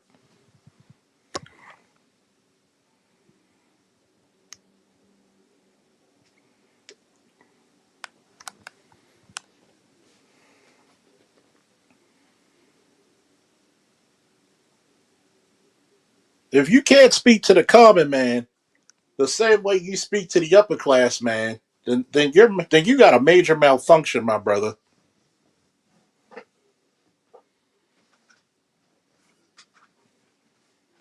Because guess what? You never know in this life. You could be on top of the world and that should be taken from you in seconds. Seconds. And you may have to live amongst the poor again. Maya Angelou said it best. People never remember what you say to them, what you do to them, do for them, and what you give them. But every person always remember how you made them feel.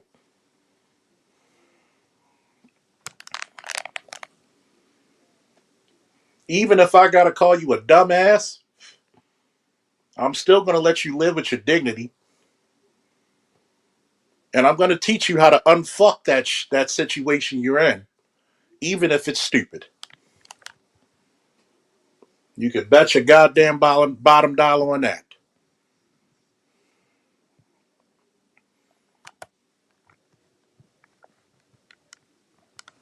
Because people, when they get finished talking to you, do they feel better about a situation, more knowledgeable? Do they feel happier? Even if you got to call a person a dumbass, I'm going to give you the reason why you're being a dumbass. Because I don't want you to stay one.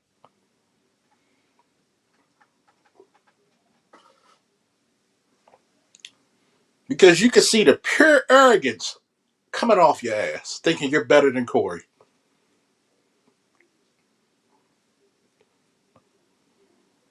You just gave Corey a whole insurmountable amount of props, support, and subscribers. And deservedly so.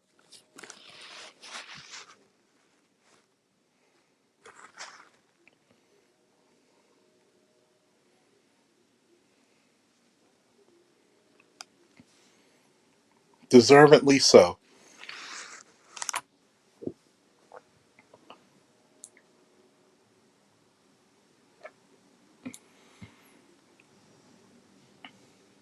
Motherfucker can't even go to a soup kitchen. Can't even go. I remember one time, right? And there's a lot of stories I don't tell people. We had all these buffet sandwiches at the district, and I took them all. And I'm going home with all these sandwiches, but it's this one area that was frequent with homeless people. I literally parked on the side of the road, had one guy sleep, half sleep, and I asked him this question, and about three or four other people. Hey, I don't mean to disturb you. I may not be able to give you a place to stay, but at least we could eat like equals. Y'all hungry? Yeah, yeah, yeah. And there was about 12 sandwiches in there. And we all ate and talk shit for about an hour.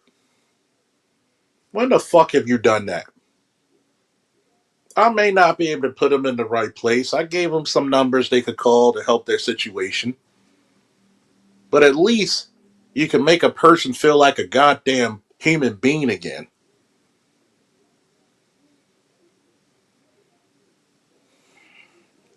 When have you? See, I know my breakdown is going to be a lot different than everybody else's because I've seen it so many ways.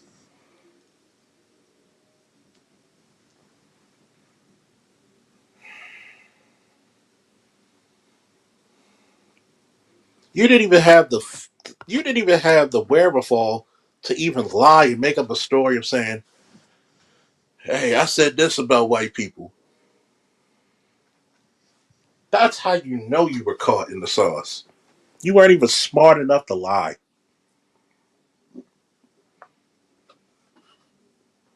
I'll give you that. I'll give you that prop. I'll prop you up for that one. To thy own self be true.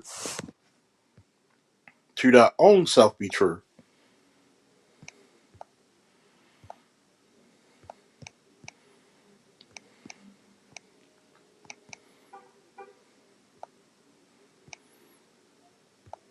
That's how you know how deep in the fucking sauce you truly are. You couldn't even lie. A good politician would have lied his way out of that one. This is why I'm going to say this to you, black people.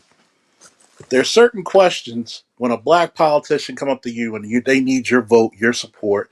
They need you to go campaign on their behalf. Ask them these questions. Do you believe for reparations for black people?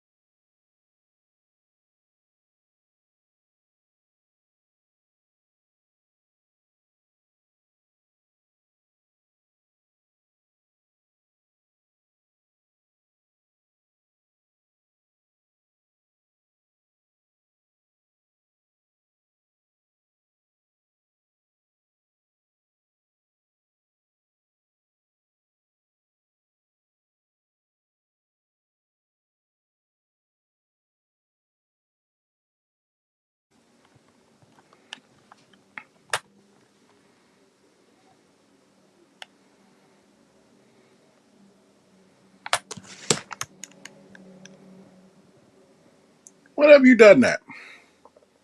Have you noticed that he wasn't even smart enough to lie his way out of it?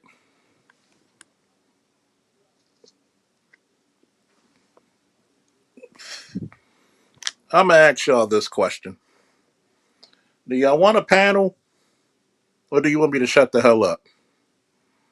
What's up, Mr. Knight? What's up, Mr. Knight? How you feeling today, bro? I'm gonna do a little short little panel if y'all want. Give me some woos if you want the panel, and give me some you good if we should close out now.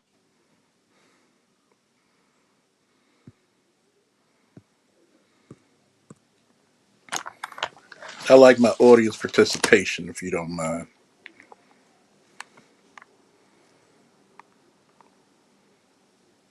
I'm gonna say this one: Namer, Andre, LAPD SWAT, All Star God, Dapper Dons, Electrician 480, And Longo, it's been a while. Ebony Knight, it's been a while since you heard me spit like this. It's been goddamn a while.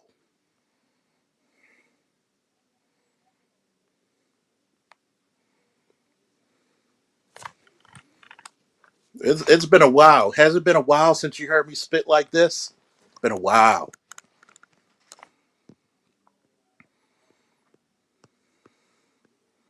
Munsler, I know it's been a while.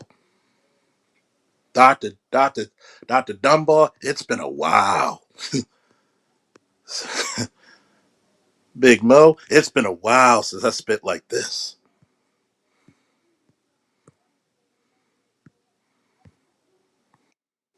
I had to give you that old time religion folk. That old time Baptist revival under the tents with the good food. With the good food.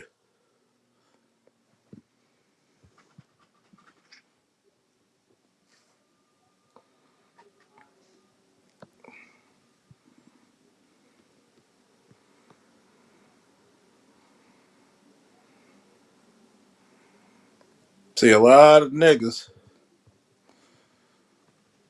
Andrew said, maybe since the death of Charlie Kirk. It's been a while since I had to spit like this. That old time religion shit.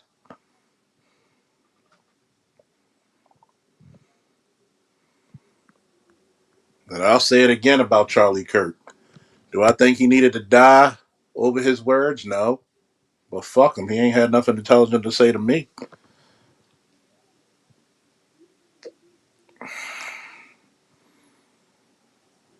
See, it's one thing to have a white boy troll come on here and he's articulate and he can express himself and have a formal debate. But it's another thing when you're going against impressionable college kids who are like one grade removed from fucking high school. That ain't no fucking strong shit.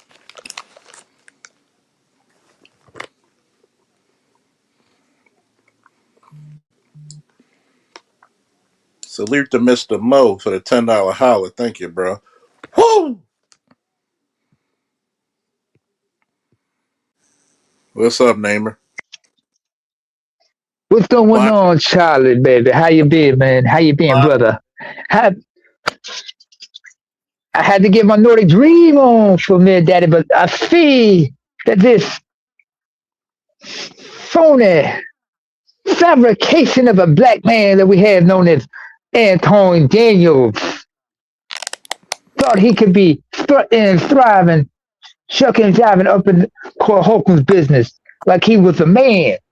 But clearly he was exposed for the fraud that he is. A Oh, frivolous, fraudulent fraud, I tell you. oh, oh, trust me. This shit was so glorious. I gave y'all 2 hours Uh, of some best work. What's up, AB? I know AB Media. It's been a while since you heard me come out like this with fire. Uh, by the way, shameless plug. I will be talking about this later. So y'all okay. better bring the AB Media 83's channel too later on. But what you think? Uh-huh. It's been since I had fire like this, hasn't it? Yep. Let's just call a spade. Antoine Daniels got exposed. Exactly. Indeed. He got exposed. Here's the crazy part. Here's the crazy part. I had over 60 Uh-huh. motherfuckers continuously, and not one motherfucker disagreed with me. Not one. I can multitask. I can read while I'm talking. I gave you nearly 2 hours straight. No chaser. Uh-huh. Only thing I'm chasing is coke with this cognac because I don't want to be totally fucked up. But He said, what I, "Miss your break." He said, "I miss but, your break." See, I'm about to go back to that. I'm about to go back to that fucking. Ugh, that 5 years ago, 10 years ago, Faulkner. mm-hmm. But you know what kind of drove me crazy, Charles? What's When he that, good? said when he said Corey Holcomb sucks black people's, you know what? And I just got to thinking to myself, how is he going to prove? He can't prove that. There's no proof of that whatsoever. You can't prove that. You just made that shit up. I'm like, you just made that shit up. You can't prove that. Corey Holcomb in the 5150 show motto was very similar to mine. Anybody could get it. Yeah.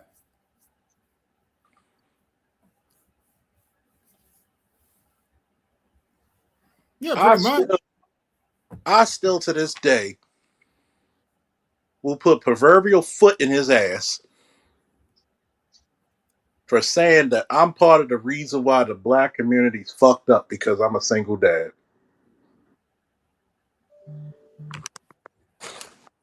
You ain't never,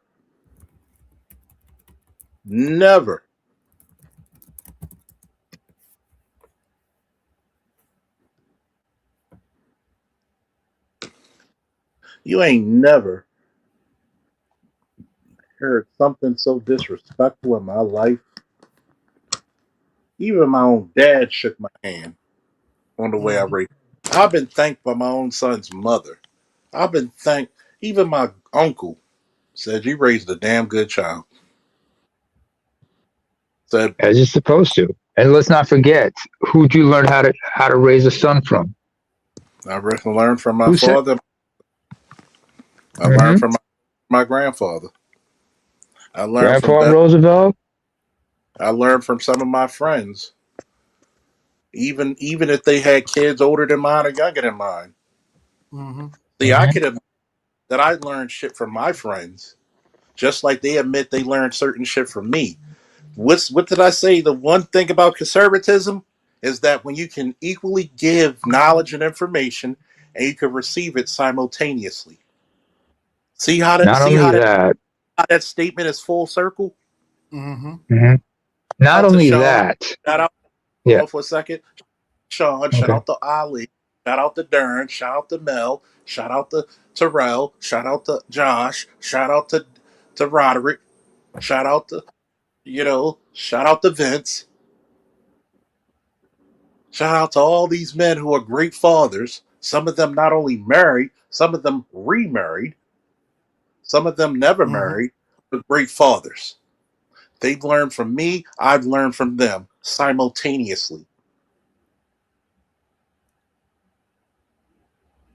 See, a black man is not great because of, say it, Namer and AB.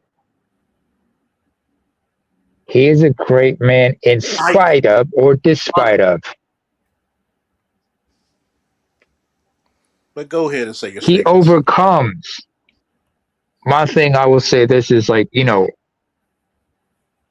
what is a man without his friends with him or his brothers?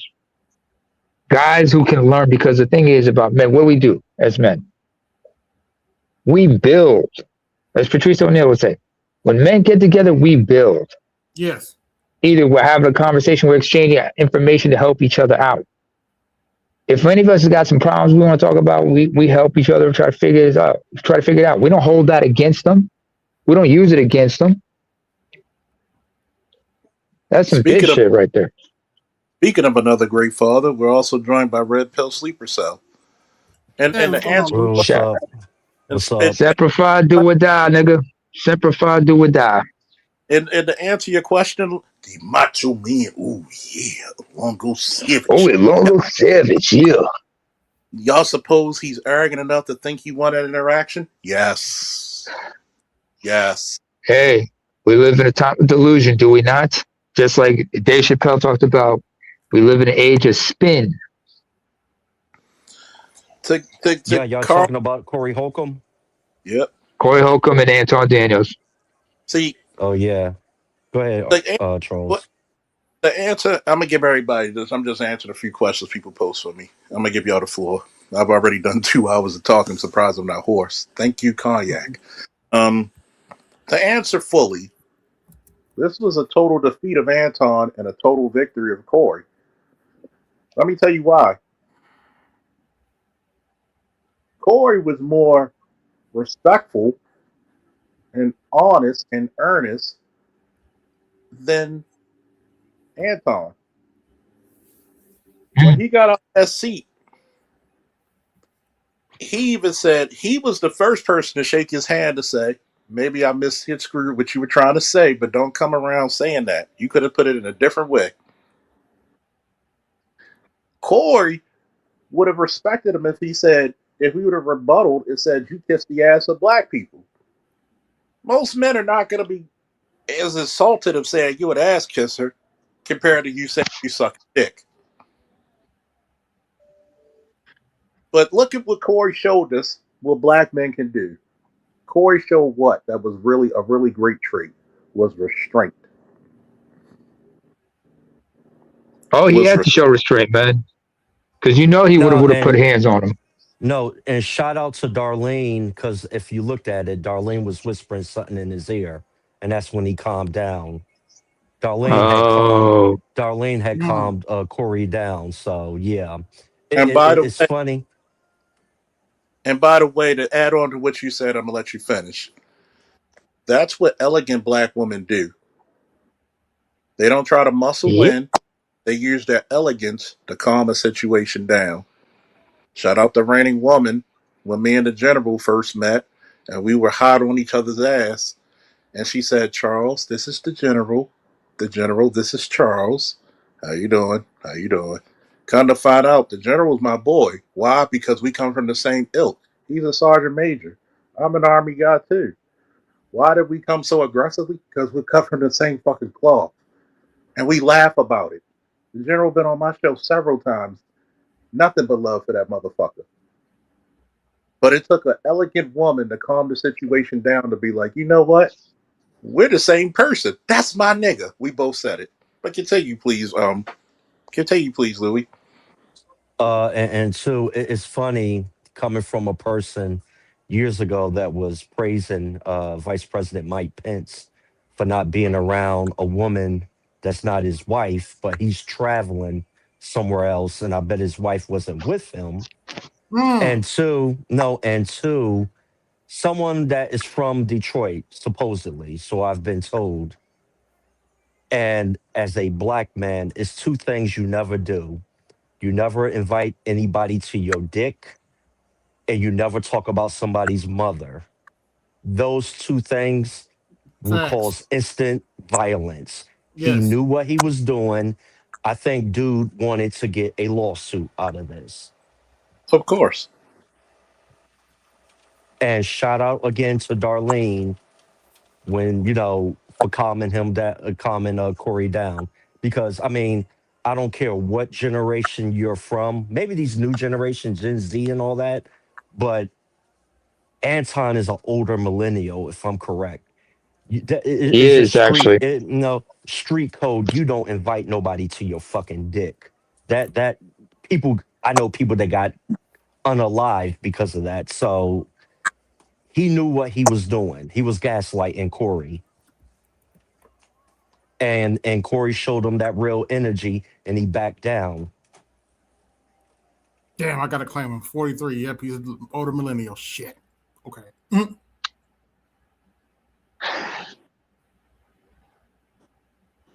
Yep, Look, 43. understand that. Yeah, understand that this is who he is and what he's about. He makes it a point to be as antagonistic, as disrespectful as possible. He's not it because when you expect somebody to when you come into these kinds of discussions, you would think such individuals will come in good faith. Well, Oh, the and problem Namer. is we got too many bad. Yeah, And one more thing, I apologize for interrupting, but that's cool. what type of Christian will say tell another man that he's sucking, somebody's penis? That's the type of language that would not come out of a Christian person's mouth. No, Exactly. if if he was going to call him out for something, he said, "Well, you probably probably like brown nose or suck up or something like that." You could say, but you don't use foul language in that kind of vulgarity, and then hide you a Christian, dude. I was raised Toronto, so I'll be looking like you can't play me. I've seen too many fake ass motherfuckers with that. I'm not a good Christian myself, and I know I ain't about that bullshit. When I say some shit like that, I'm gonna say I gotta back it up. Yeah. I have to back it up. If I'm gonna say something like that, I better back it up. Look, as a Christian, I'll be the first to tell people: if you think I'm perfect, that's your own damn fault. That's my philosophy as a Christian. But like you said, Louis, a Christian man shouldn't be talking about a man sucking another sucking. You know, as you said. I Louis. mean, mhm. Well, you have a point there. I remember, what was it? Not to go off topic here for a minute, but I have to bring a point because, Corey is a stand-up guy, but Corey is still human, which means he's not without his bullshit. And I do recall he had some kind of like misunderstandings or some shit with Godfrey from Godfrey Trust. Said some things, and Godfrey didn't understand what the problem was. And when he asked him what it was, he was like, this, that, and third. And he's like, oh, okay. You my dog, but I can't fuck with you if it's going to be like that. So I think it's like, sometimes you got to be like, if you going to be interacting with somebody like that, you got to let them know, listen, you my dude, but if you're going to be acting like this, I can't fuck with you no more. I don't fuck with you no more. And just put an end to that instead of be like trying to say like, I'm going to see you outside or whatnot. Nah, come on, man. We know you ain't going to fight. I mean, I wouldn't be surprised if I was face to face with Anton and he would try to pick a fight with me and think he could probably get the one up on me because I'm lanky. And I'm like, no, I may not be confrontational, but I will defend myself if you mean me harm. Yeah. And plus, All right, Anton just must. because. Yeah, go ahead. No, Okay. and Anton thought that Corey Holcomb was Dr. Boyce Watkins when Anton pulled up on Boyce, but Corey's from a different cloth. I Yes. Yeah, mean, he moist for a reason, as we say, and his mindset is kind of like, I mean, both of them are on that conservative side, I guess. It's kind of like a Ghana-centric way of thinking they both have. But Corey, no, not Corey. Sorry, I mean Anton. But Anton, first of all, before we continue, I gotta say this to the brothers in the panel. What the fuck is it with y'all, and what is it with you guys in using alternative versions of English names? Because Anton is just a mispronunciation of the name Antoine, which is French for Anthony, if I'm not mistaken. Just like how you guys use the name Andre, which in many countries is me, Andrew. Yeah, I never understood that. I don't know. I don't know. Mm-hmm. They're the I mean, there are ones. people. They're the ones that have to come up with all those crazy ass names. Brun Creesha. Mm-hmm. I mean, go ahead. Lee Feza, they're the ones that come up with all those crazy ass names. But go ahead. But I don't. First, but that's what I want to say is about Anton. Is like Anton knows what he was losing the argument, but he had to just flip it and try to turn it around in a way that was very effeminate. Yes. That wasn't a mask. That wasn't a man. That's not what men do. You got a problem with somebody, you don't go. You don't. There's certain things you don't go. You don't go at.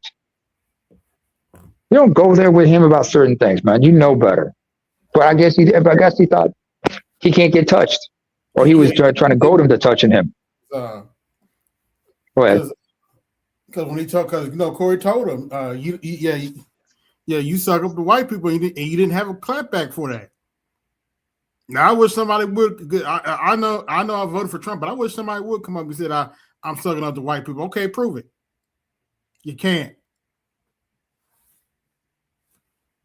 But he didn't have a clapback because he knows it's true.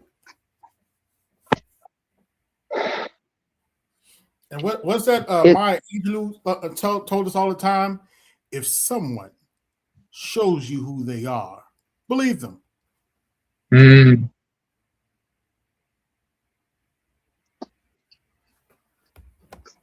Clearly, there are so many disingenuous people out here who are faking the funk, who are on that grift, who are on that huck. Because Another term for a grifter is huckster.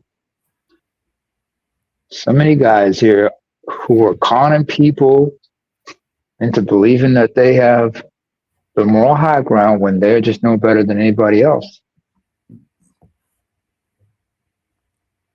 I mean, you look at the way so many, as the hardest working Haitian in South Florida has said many times.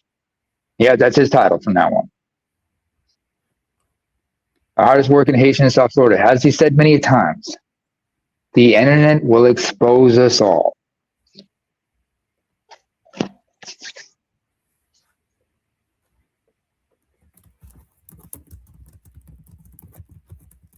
I get that. I get that. I can understand that, Brandon, but you understand that your name has to be there for a reason.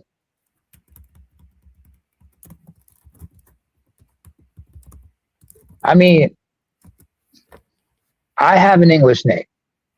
Well, actually, I use the English pronunciation of my name because it's a biblical name. Because that's the only way people can pronounce it right. Mm-hmm.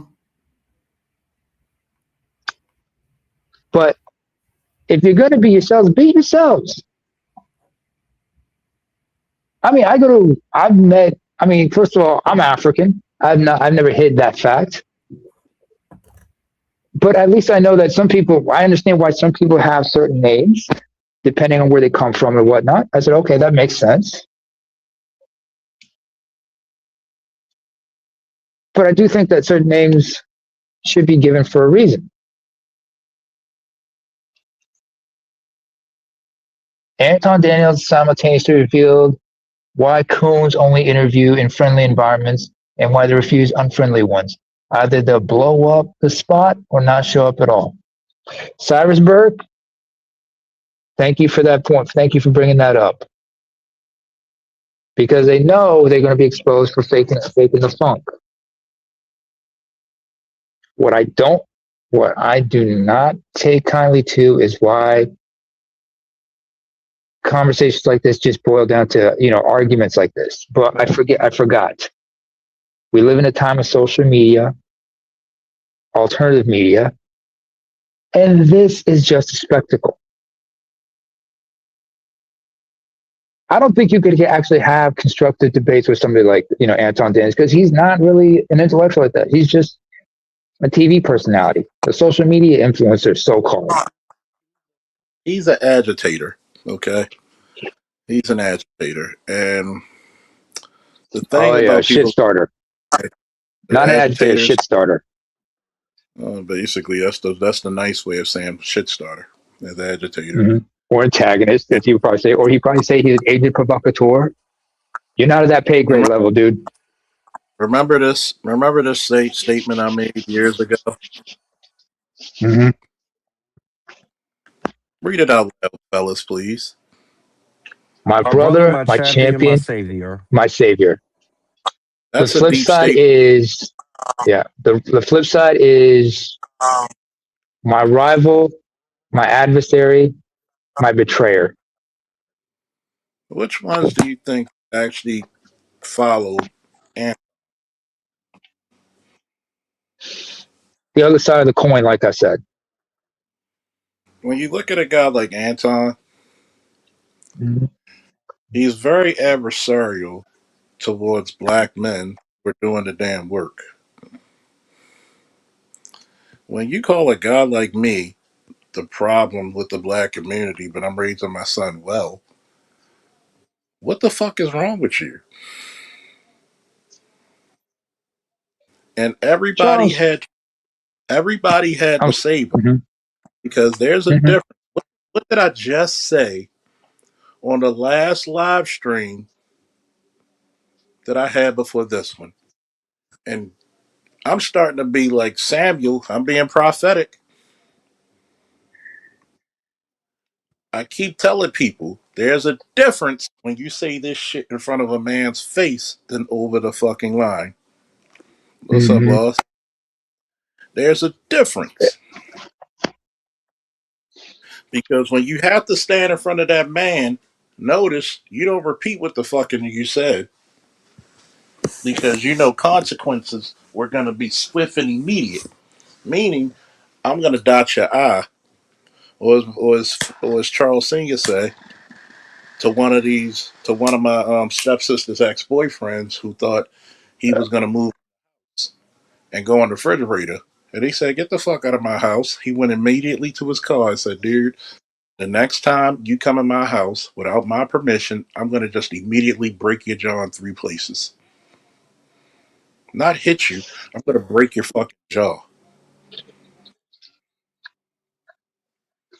Remind me to stay out of Charles. Stay on Charles Senior's good side. When people carjacked him in front of his house years ago, he Oh. took a break. He took a breaker wrench. First dude tried him. He hit him with a ridge hand, and he got the Uh-huh. breaker wrench. When he hit him in that sternum, he took that breaker wrench and Ooh. he ah, boop, hit that motherfucker in his jaw, and he ran off leaking. The other dude blindsided him and grabbed the truck and sped off. When I heard about it, I went from Uh-huh. Walsall to Castle. When my stepmother's nephew, or you might as well say my cousin by marriage, Mm-hmm. him, him and my aunt by marriage came Mm-hmm. over there. I came up there. I saw some. I didn't recognize them at first. We actually pulled guns on each other. I was like, The fuck? "Joey." He was like, "Charles." Oh shit! I didn't even recognize you, my boy, because because Joey loves the shit out of my father, Mm. and of course that's my dad. So you know we were already heightened. I literally went down the street. I went several blocks away where they were. I even went to the projects and walked and said, "Yo, I had a rifle and a short barrel shotgun with me, not including the sidearm Uh-oh. I had on." Uh-oh. And I said, and they said, "I don't know, but somebody who was walking with who had a truck like that, they live at that house." So I grabbed the short barrel shotgun and knocked on the door kindly. "Hey, just making sure nobody had a truck, with this tag number and da da da."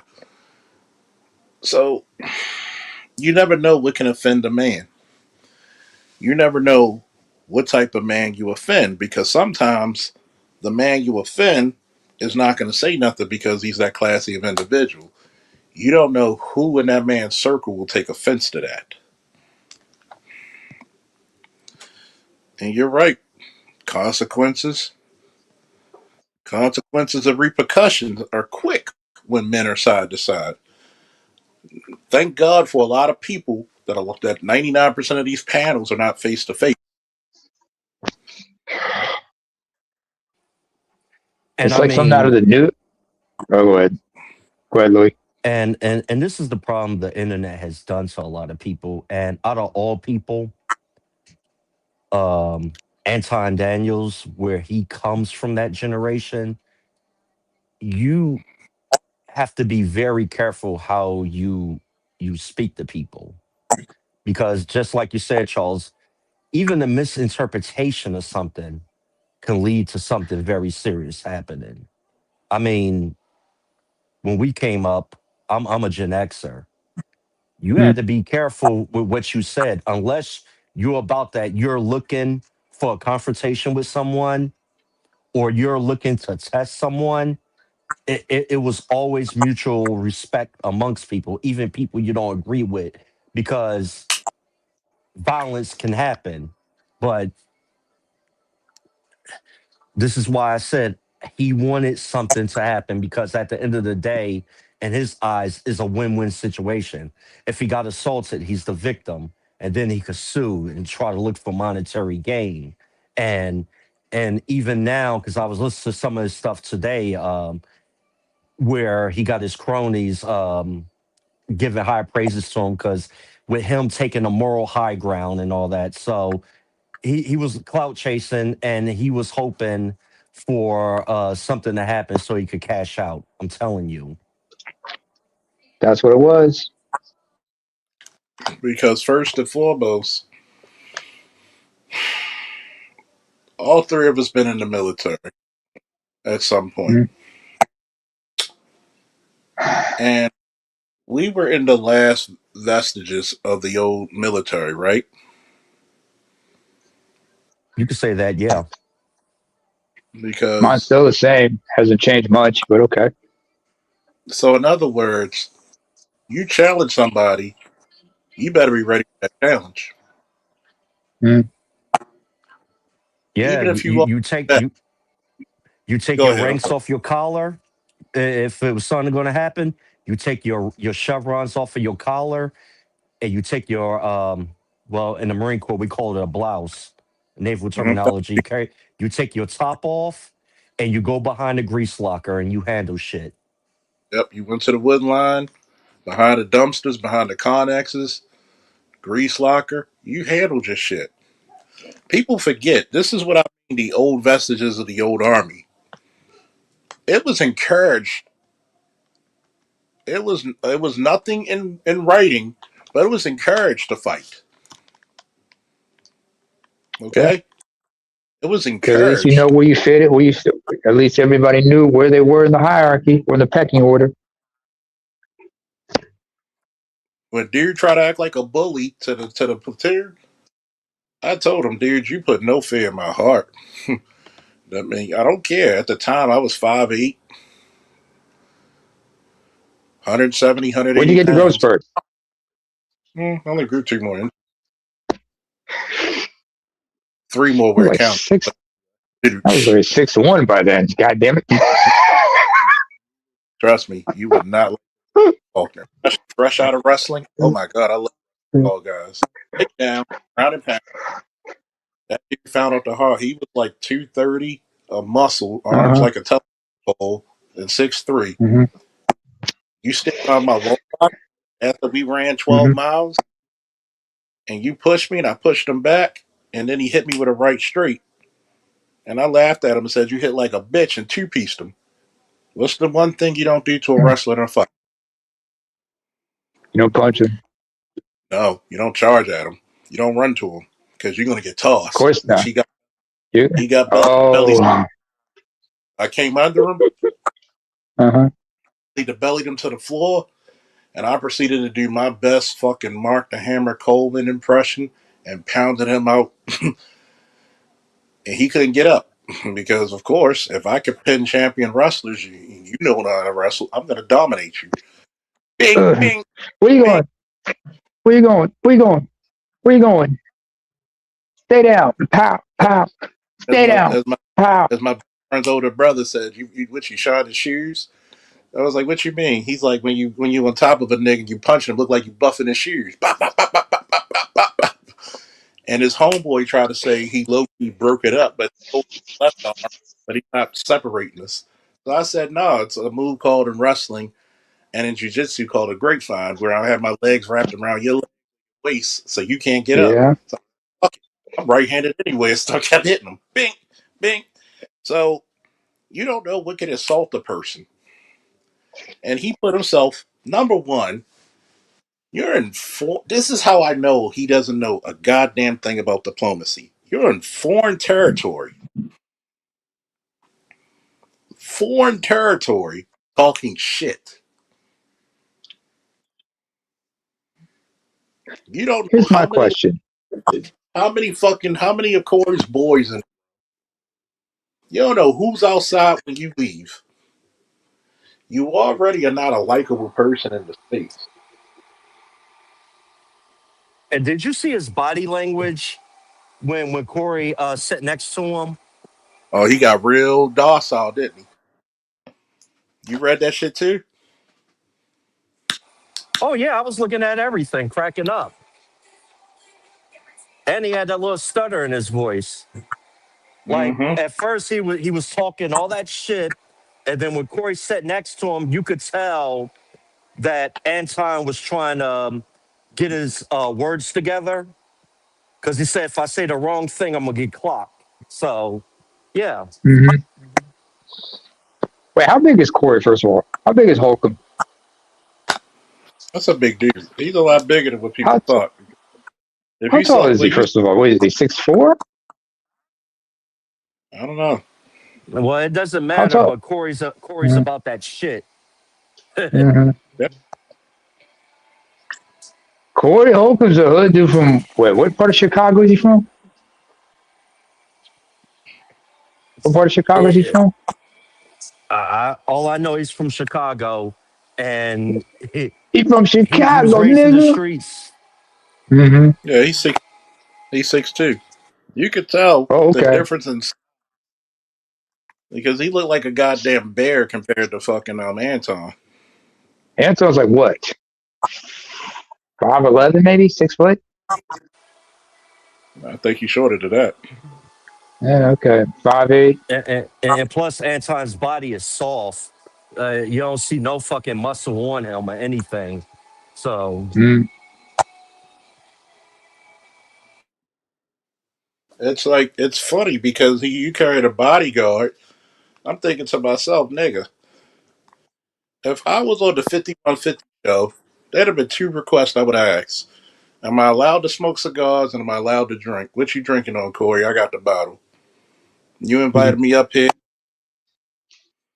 You invited me up here. Which what we on? Let's talk some shit about Mm. some subjects. Mm. You probably have to do it. You probably have to do a podcast on a balcony or something like that. Something out of Boston legal. Both y'all with cigars and drinks, He probably would have shooting the enjoyed it. shit. Yeah. He, they probably would have. They would have been so enamored. Like, yo, how you a former cop but you a real nigga? I was a cop. I had a life. I mean, Charles, explain this to me first of all. Charles, let me understand this about you, bro. How is you a cop but at the same time a real nigga like that? I don't get it. It baffles my mind. You know what I'm saying? yeah. You gotta understand. Men have to go accordingly because one, when you go into a man's house, right, Mm-hmm. you're supposed to be respectful. I'll give you Oh an yeah. example. A homeboy was getting the gifts from his baby shower, him and his wife. Oh. So, and his other boy, we worked in a department with him. His homeboy, our homeboy, he does fitness training and personal training. Matter of fact, he's so good at it because he's a former SWAT guy and he got out the department and he actually has a couple of people in the NFL now. Oh. All right. So we escorted his sister and another chick got into it, so we separated them because one, liquor does that to people. Mm. So we separated and we like, yo, y'all gotta go. Out of respect for our boy's house, he's not even here. Y'all gotta go. So dude was like, yeah, well I gotta go because right now it's a lot of confusion. We trying to get the respect. We were proper to him. We were respectful. Mm-hmm. He's walking to the car and the group he was with. Dude Shit. violated. How dude violated? He pulled a gun out of his car. Damn. Soon as homeboy said, yo, he got a gun. I didn't know that I did this till he told me. He said, dude, I didn't know you were that damn agile. He said you immediately ran backwards, hit a backwards roll, and pulled your gun out behind the fucking behind the car engine block. And I said, dude, if you pull dead man. And I just came from the range teaching a class for qualifications. So I told everybody, get the Mm-hmm. fuck in the house. This ain't a time for me. Get the fuck. And his pregnant wife was still there at the time. I was Oh so shit. pissed because he called some boys over. And I said, you know what? Fuck this shit. So he drove off and he's calling his boys. And my homeboy, he ran off. Instead of going back in the house, he ran through the cut. So I was like, shit. So I grabbed my 300 blackout out the truck. And I Uh told him, oh. you step on this porch, you're a dead man. I'm not I'm not questioning what the fuck happened. You're a dead man. At Mm. first, His wife was upset. I understand. She's pregnant, emotional. You know what he told his wife? He said, "That's my brother. That's my brother to me, Falk in the department. Falk did right. He protected the house when I was not there." And he said, "Falk is the nicest guy you want, but God knows that's probably one of the most dangerous motherfuckers you'll ever know. Nicest He's the guy, but last guy you want dangerous." to piss off. And I said, I would have shot him. I would have killed him. Mm.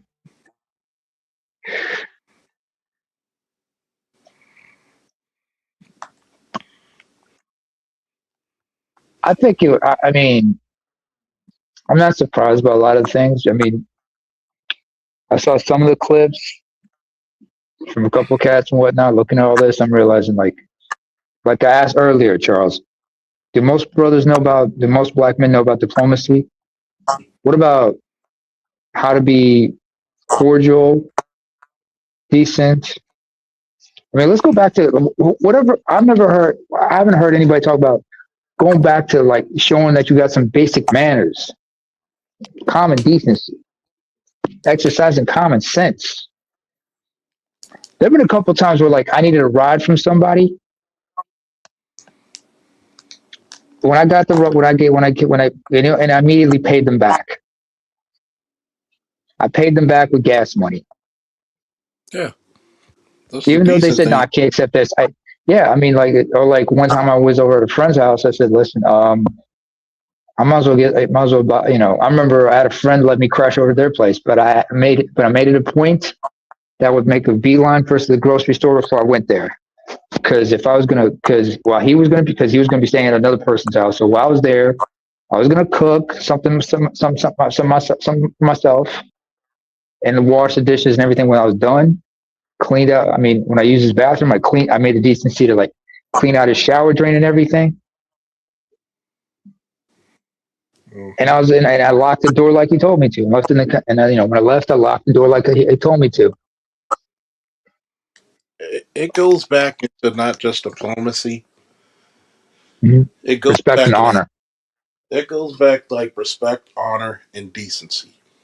How were you Mm-hmm. taught? Obviously, you were not trained right by your parents.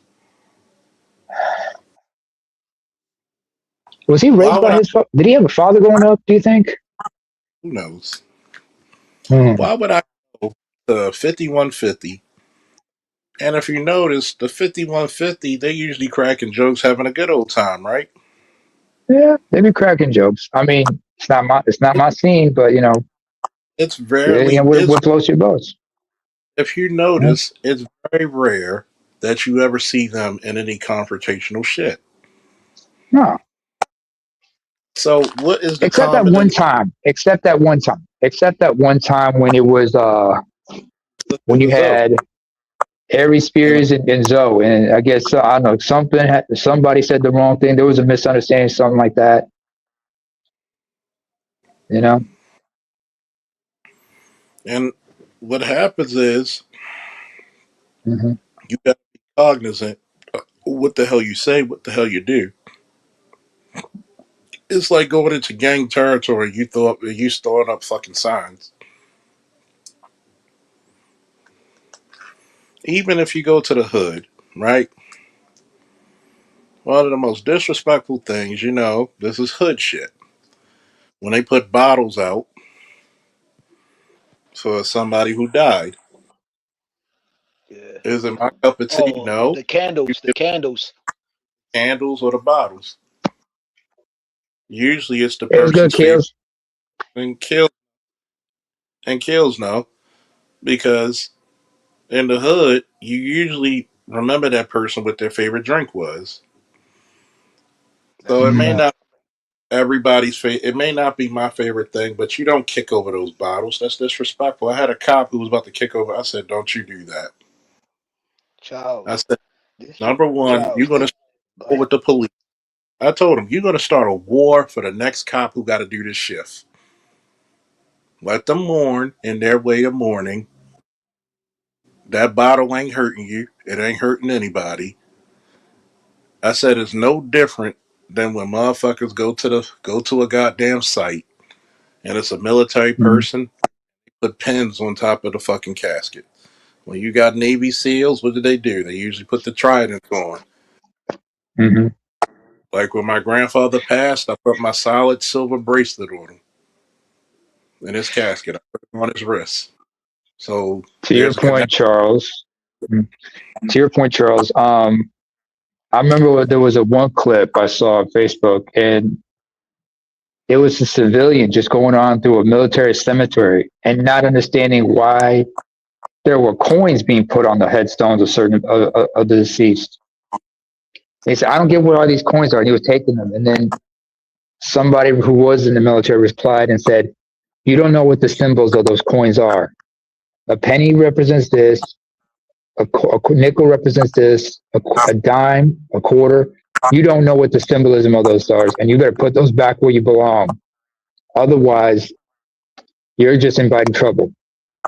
What the hell are you doing in a military cemetery if you don't have anybody in there who's dearly departed and resting?"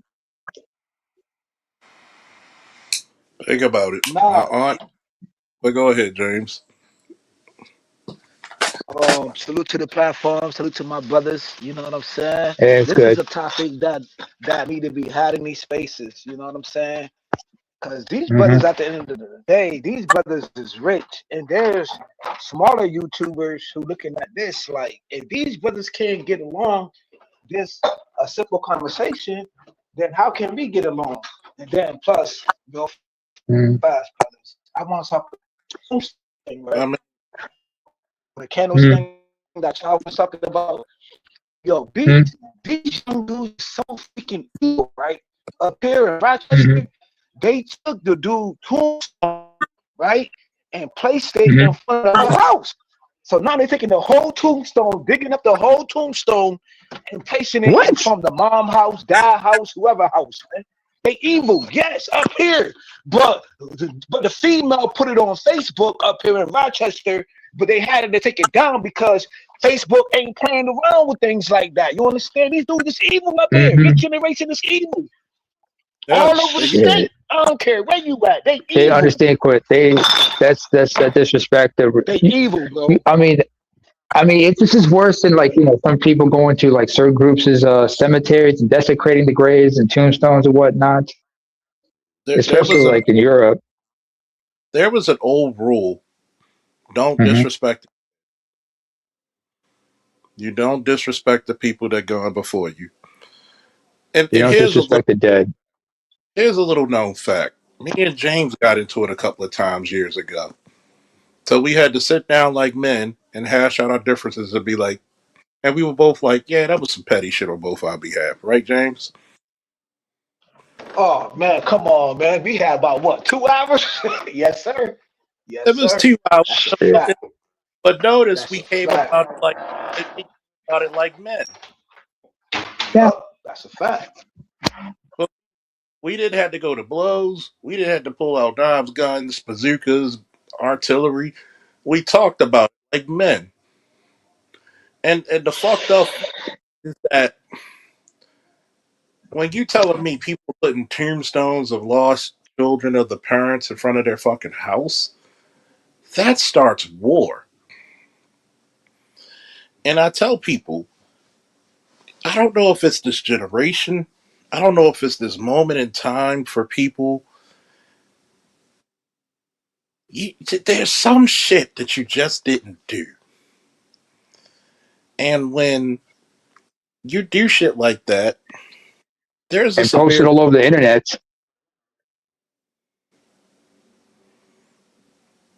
there's a certain penalty that Hmm. people pay. So when I look at this shit, we come back into this order, and this is the reason why I said there should be there should be talk that women are not invited in between men. And it's not because we're sexist, it's because sometimes women who are not privy to how men crave respect are gonna fucking sabotage the talk that needs to be had because men don't like to be embarrassed in front of women. It's a natural thing. That's why you got to separate yourselves. That's why I said a lot of brothers got to see their masculinity outside the lenses of a female. But go ahead, Lion Mm. 97. How you been, bro? Yo, what's going on, gentlemen? How we doing? What's good? Mm-hmm. What's good? Oh All right. man, this I swear to God, I should have known this was gonna cause a shitstorm amongst the ranks. I knew it. I didn't even want to watch this sit down at first, but I'm glad I did. I'm glad I did. But Mm-hmm. my thing about this whole thing. Listen, I get the critique on Anton. I get it, and you popping hella stuff on somebody's platform is supposed to that like no, you don't do that. My thing about my check to Corey is you were supposed to be the guy to teach him that lesson at the end of the day. So granted, like I understand what set Corey off when he was saying that stuff, and then he got in his face and they were talking about asking him to say it again. I'm like, granted, Anton didn't say it again, but he did say something else. He said you ain't gonna do shit. And in the streets, and it don't matter where you're from, a man saying you ain't gonna do shit is another way of saying you pussy. And that actually would have been grounds for you to sock him in the face for saying that. Yeah, but he That would have was, been grounds to sock him in the face, but he saying was, you ain't gonna do shit. he He's was calling hyper, you pussy. he was hyper smart about it because one, this dude was trying to get a check off of this shit, and you already, every man knows it because every man, what's that? I smell bitch in your system, and Corey spelled the bitch in his system. Oof. My but my thing is you were supposed to check that shit because when a man says with his whole chest as Anton did when he says you ain't gonna do shit, he's pretty much calling you pussy. And the only response should have been, oh word, mop. There's only one response to that. If he wasn't on, And the fact that you did if he and wasn't the on fact that you camera, didn't do it, I'm just saying. if he wasn't on camera, I agree. He should have took he should have put his fist in the back of his skull. But you got to protect your brands because what a bitch ass nigga gonna do. They're gonna sue. They're gonna get a I police get it, report. but I say fuck the cameras, but Guess I what? know what you're saying, Charles. I say fuck the cameras. Like, But you gotta look at it. You gotta look at it when Corey approached him though. You know what I'm saying? He was towered Mm. over Anton. He towered over him like, yo, that Yeah, but he's SMB telling you, again though. but And you and know in the midst of Anton, that, but hold on though. It's layers though, because everybody it's just like everybody don't see the Bible the same way. Everybody eyes is different. Everybody gonna look at things Mm. differently. You know what I'm saying? So within this thing, we all gonna see it differently, but ain't no man supposed to tower over you. And then Corey say that SMB thing again. You feel me? And but he's all comfortable. I But the Anton see. thing ain't about, say that shit but again. He ain't because he changed the but to narrative. speak to what you spoke to, So it's but to multi speak to what you layers of spoke this to, shit, like hold bro. on, one at a One no, at time. a I'm gonna time. One speak at a to what you time. One spoke at a to. time. No, One at a but time. I'm gonna Go speak to ahead. what you spoke to him towering over him. I got you on that, and that's my thing. You towering over him, and this man's still comfortable enough to say you ain't gonna do shit. So he's pretty much calling you pussy and saying you standing over me don't mean nothing. And that was the time that you teach him the lesson. I'm gonna tell you. I'm gonna tell you why. I understand both sides. Hmm. If I'm not recorded and we in the back of an alley, because I've done it as a cop and I've done it as a civilian, and I had to remind dude talking real big shit, and I caught him in the alley, and I yoked him up, and I said, I want you to remember, there ain't no cameras back here, and it's black, pitch black, dark. Mm. I'm gonna give you a perfect example. What was worse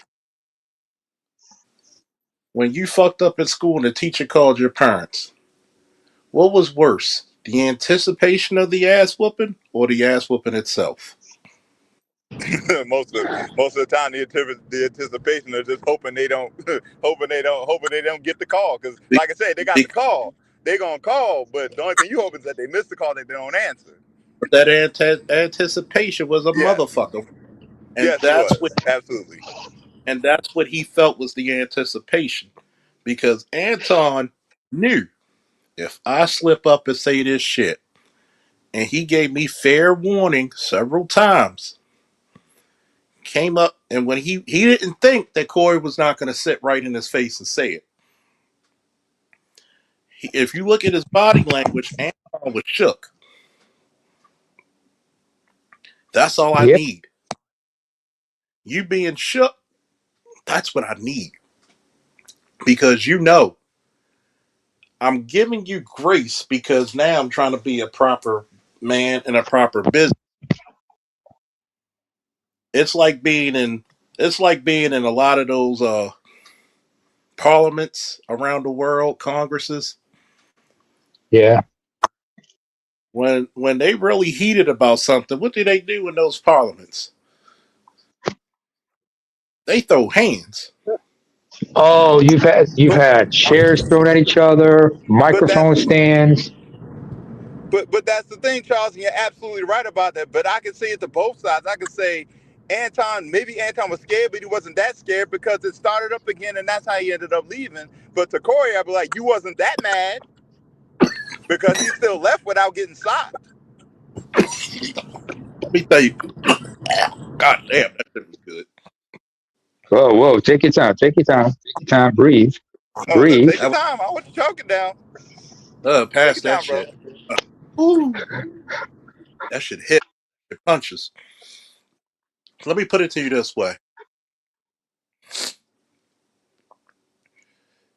That was Anton's way of saving face. It was. That wasn't him being brave. That was him trying to put on a brave face. Nah, he was. I Mm. agree. Because when you read body language, I'll give you an example. You look at Sugar No, I Ray mean Robinson. he was looking away and everything. He would not look him in his eyes. He would not look him dead in his eye. Well, I was watching the body language, so I know exactly what you're talking about. I That sat and body watched that whole language. interaction twice, and I was like, yeah, his body language, because he wouldn't even look at him. That body language told a story. Think Yeah. about it. What's more intimidating? You getting up at a dude's face and he yelling and screaming, I'm or the dude who walks right up to you and he only can talk where you and him can hear it, and he says, "Do it again." And I'm looking you dead in the eye, and I'm looking at your soul. I'm listening to the rhythm of your heart. Do it again. Do it again. I remember this as a soldier, as a civilian, and as an officer. Even in security, when this one dude was like, "What you gonna do?" I'm gonna do irreprehensible shit to your body. I'm gonna do shit that surgery can't correct. And I would say it just as low as that and smile at you. Please call my bluff. And I promise you to this day, I will be your God and I will be your destroyer. Please, I dare you. Well, I'm gonna take it. And it's funny because I had one dude trying to take my gun when I was off duty. He didn't know that I had a knife at his belly. I said, I want you to look down for a minute. And Oh shit. my knife was so sharp that I could just nick you just by going, eh. You knew it was serious because I said, disrespect me again and I will disembowel you. I won't kill you. I'm just going to let your intestines come out. I'll let you die. I'll let you die a slow pain death of dysentery and sepsis, which is going to be Ay, ay, more. ay. But see, you got to understand something. You trying to save face. That's why a nigga's reaction. You ain't gonna do shit. You praying to God, I'm not gonna do shit. You're praying to God, I show restraint. Remember, strength is not just how much you lift, how much force you can apply. Strength is showing restraint. Because and when you know discipline and when I self-awareness. when I had you and you were dead to Mhm. rights, mine, you brought your bodyguard and Corey got his boys there. You're outnumbered, my nigga. You really want to go out back? I'd have told dudes, I'd have brought a set of gloves to there and say, go out back. Mhm. True. I'm like, we Go got out back. gloves. We got boxing gloves right here. Y'all go ahead and sell this, and then instead of this like men. Boxing And I gloves, agree. MMA gloves, But what you but I that's whatever told you want. I I'm told only dudes, harping on the fact like I see the line that Corey was drawing. And like when he says do it again, I see the line he's drawing. My thing is he's already daring you by saying you ain't gonna do shit. That is another way of calling you pussy. While he's not saying directly what you want him to say, he is saying something else, which is disrespectful. You already mad because he's disrespecting you. You already feel disrespected. The disrespect is already there. What are we waiting for? To your point, because Lion, you know, But what's he me, saying? Oh, okay. oh, nah, you go ahead. Go ahead. Hang on, let me read what Law said. He said anticipation, but yeah, never mind. So I would say this, because I'm thinking about this in a different way. This needs to be thought, and this needs to be thought of. What if both men purpose this whole altercation was just an act, just for you both can't men, act. just to I was You can't. thinking, okay. I was thinking that too, though. I was thinking that as Because well too. you understand they love to, because you understand controversy causes, creates a buzz, and then both That's a guys get, fact. more followers and shit. You Look at can't. all these, look at these debates you But see they on news, don't like on really news need chat rooms every no. day. Mm-hmm. They don't really need no followers, but True. it's just the buzz. It's just the buzz within the algorithm. Because now you see the algorithm Yeah. jumping right now. Because now they're Yeah. not talking Mm-hmm. about that ICE chick. We not talking about that chick who got deleted by ISIS. We ain't Mm-hmm. talking about the black man who got deleted by ISIS. And then the same chick from Minneapolis or whatever, she got a GoFundMe for 1 point something million, and I heard it went all the way up, bruh. Yeah. Oh, See, You we got to really? ain't think talking about. about, we not talking And about nothing hey, that white actually, lives matter more than black lives? Unfortunately, Keels, you know how it is. You got yeah, to think because about it. You drama. know this better than I do, Nah, I and don't. I'm on I the just saying. outside. That's not I I'm hear surprising. you. shit. Hold on, go ahead, Tom. What's going You on, got. y'all? Let me know. Let me know what's going on. That's not surprising. The fact that she raised that You got to Um, point. think about. You got to think about it. You mm, can only act so much, and neither one of them are that good of actors. When a man true. sits up in your face and you can't look him in the eye, because you know a motherfucker who's willing to get down with the get down. They That's in a the they. fact. As That's a the old saying, fact. Hmm. there's an old saying that motherfucker will look you back in the eye. And you looking at each other's soul. Knock my mother off my Yeah. shoulder. Take it back old school. Yeah. Which is Yeah, put. why I had to ask the question. What's the question? Because no, which is why I asked the question. How do we know they weren't just, this wasn't just a publicity stunt and shit? You know what I'm saying? That's too But too much. Too much. mm, Too much emotional turmoil was in that motherfucker. Too much. fair enough. And Fair enough. and when you look at it, you like my dude, my dude. These motherfuckers about this. Woo! Like I Lord, don't even, yeah, I don't even follow either man, and for that matter. But it's like just watching this shit is like, what the hell? What? I mean, what was the point of? I mean, first of all, Corey invited him to come to a show, or did Anton wish That's to what come to a Anton show? said. That what Anton said that he was invited though. That's what Anton He was said. invited. Was he invited? That's what he's. So if he That's was, what he said. so if he he was obviously invited, I don't know.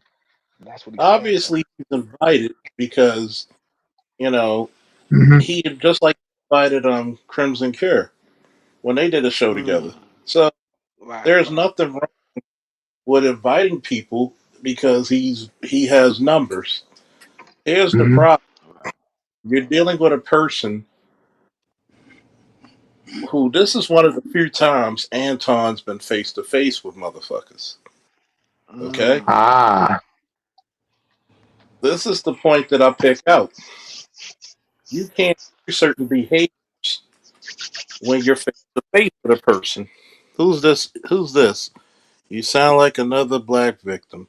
You sound like another dumb motherfucker. Because I Hang already on, I got know. this. Hold on. what the You sound like hell?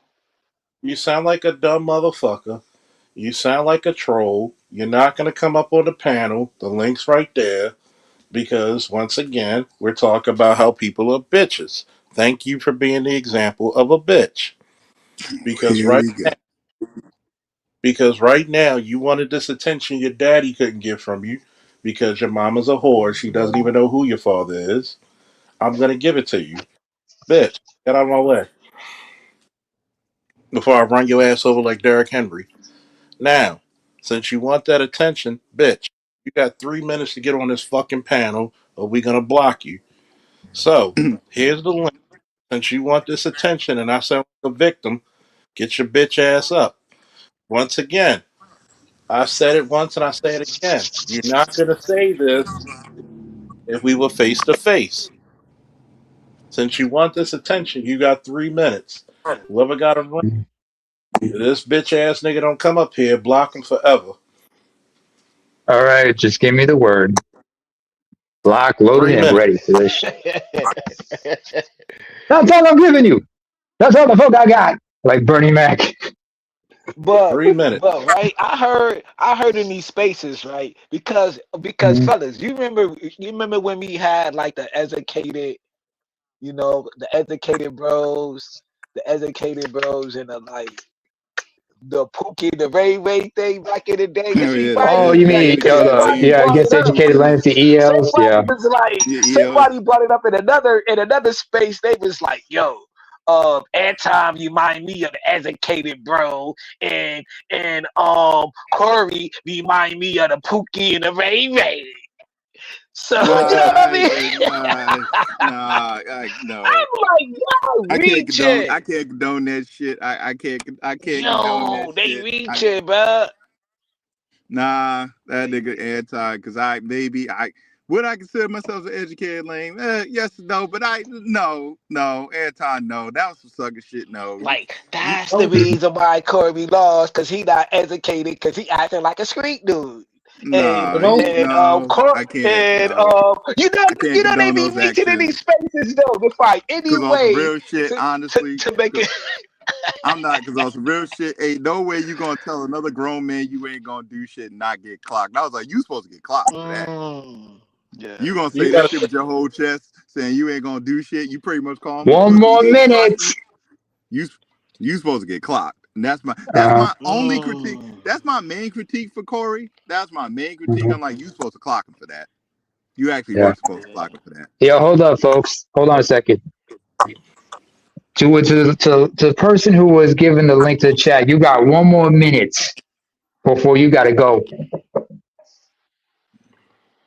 You got to nah go. If because Zoe, if Zoe was there though, it would have been a different stuff, you know. So Yeah.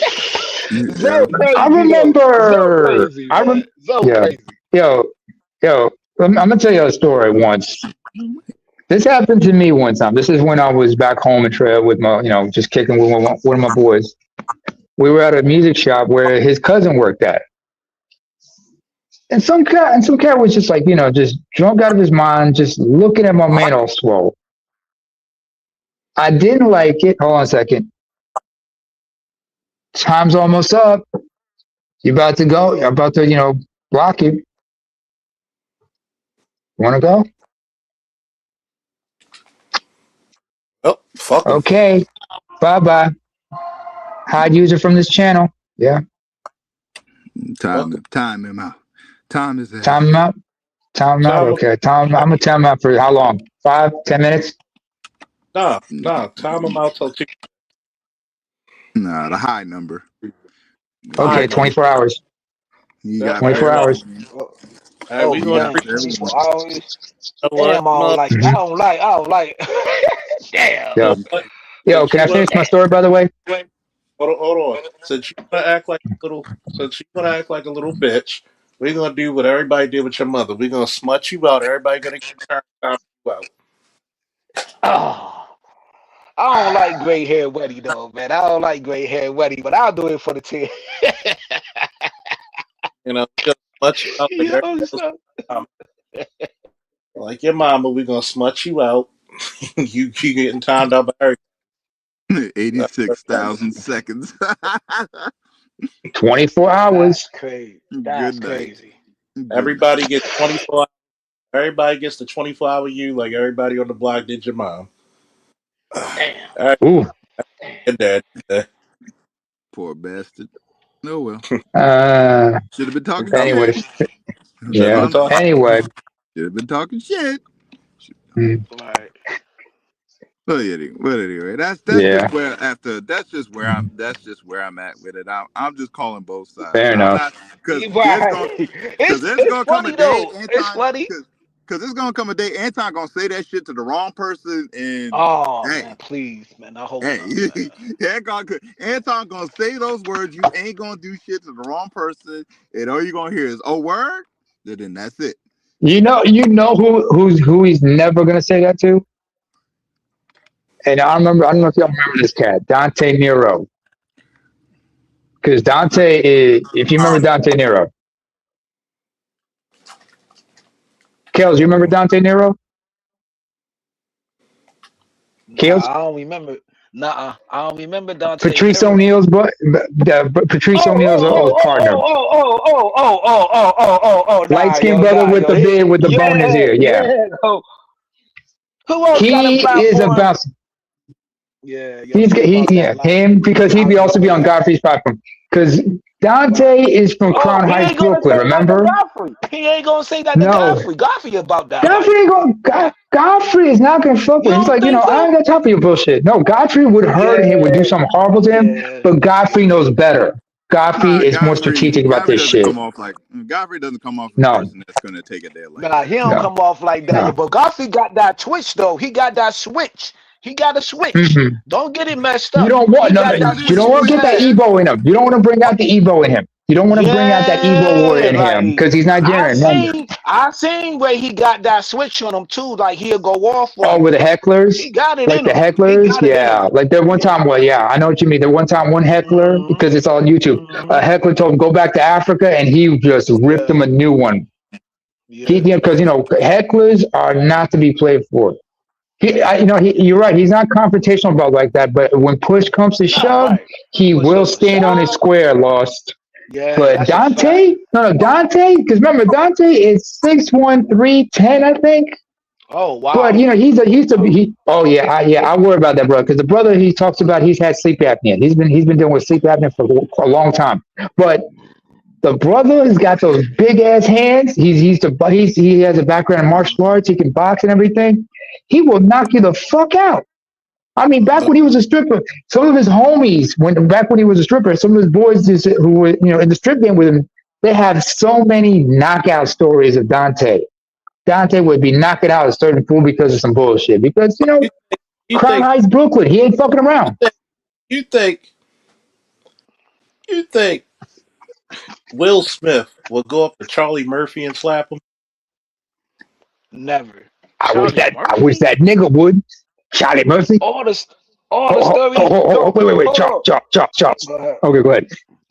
Cause I you want to do the remember the voice, but okay. stories like behind the scenes when on a Dave Chappelle DVD, Dave Chappelle and then show. Charlie Oh Murphy. yeah, Yeah, Go but Charlie Murphy's what E about True the Hollywood behind the Stories. green screens? When he was talking about all the interactions that he had with Rick James and shit, Oh, all the fights Charlie Murphy had, bro. You was not there at the Charlie Murphy, bro. he, Nah, he used to bro. be he used to be his brother's bodyguard.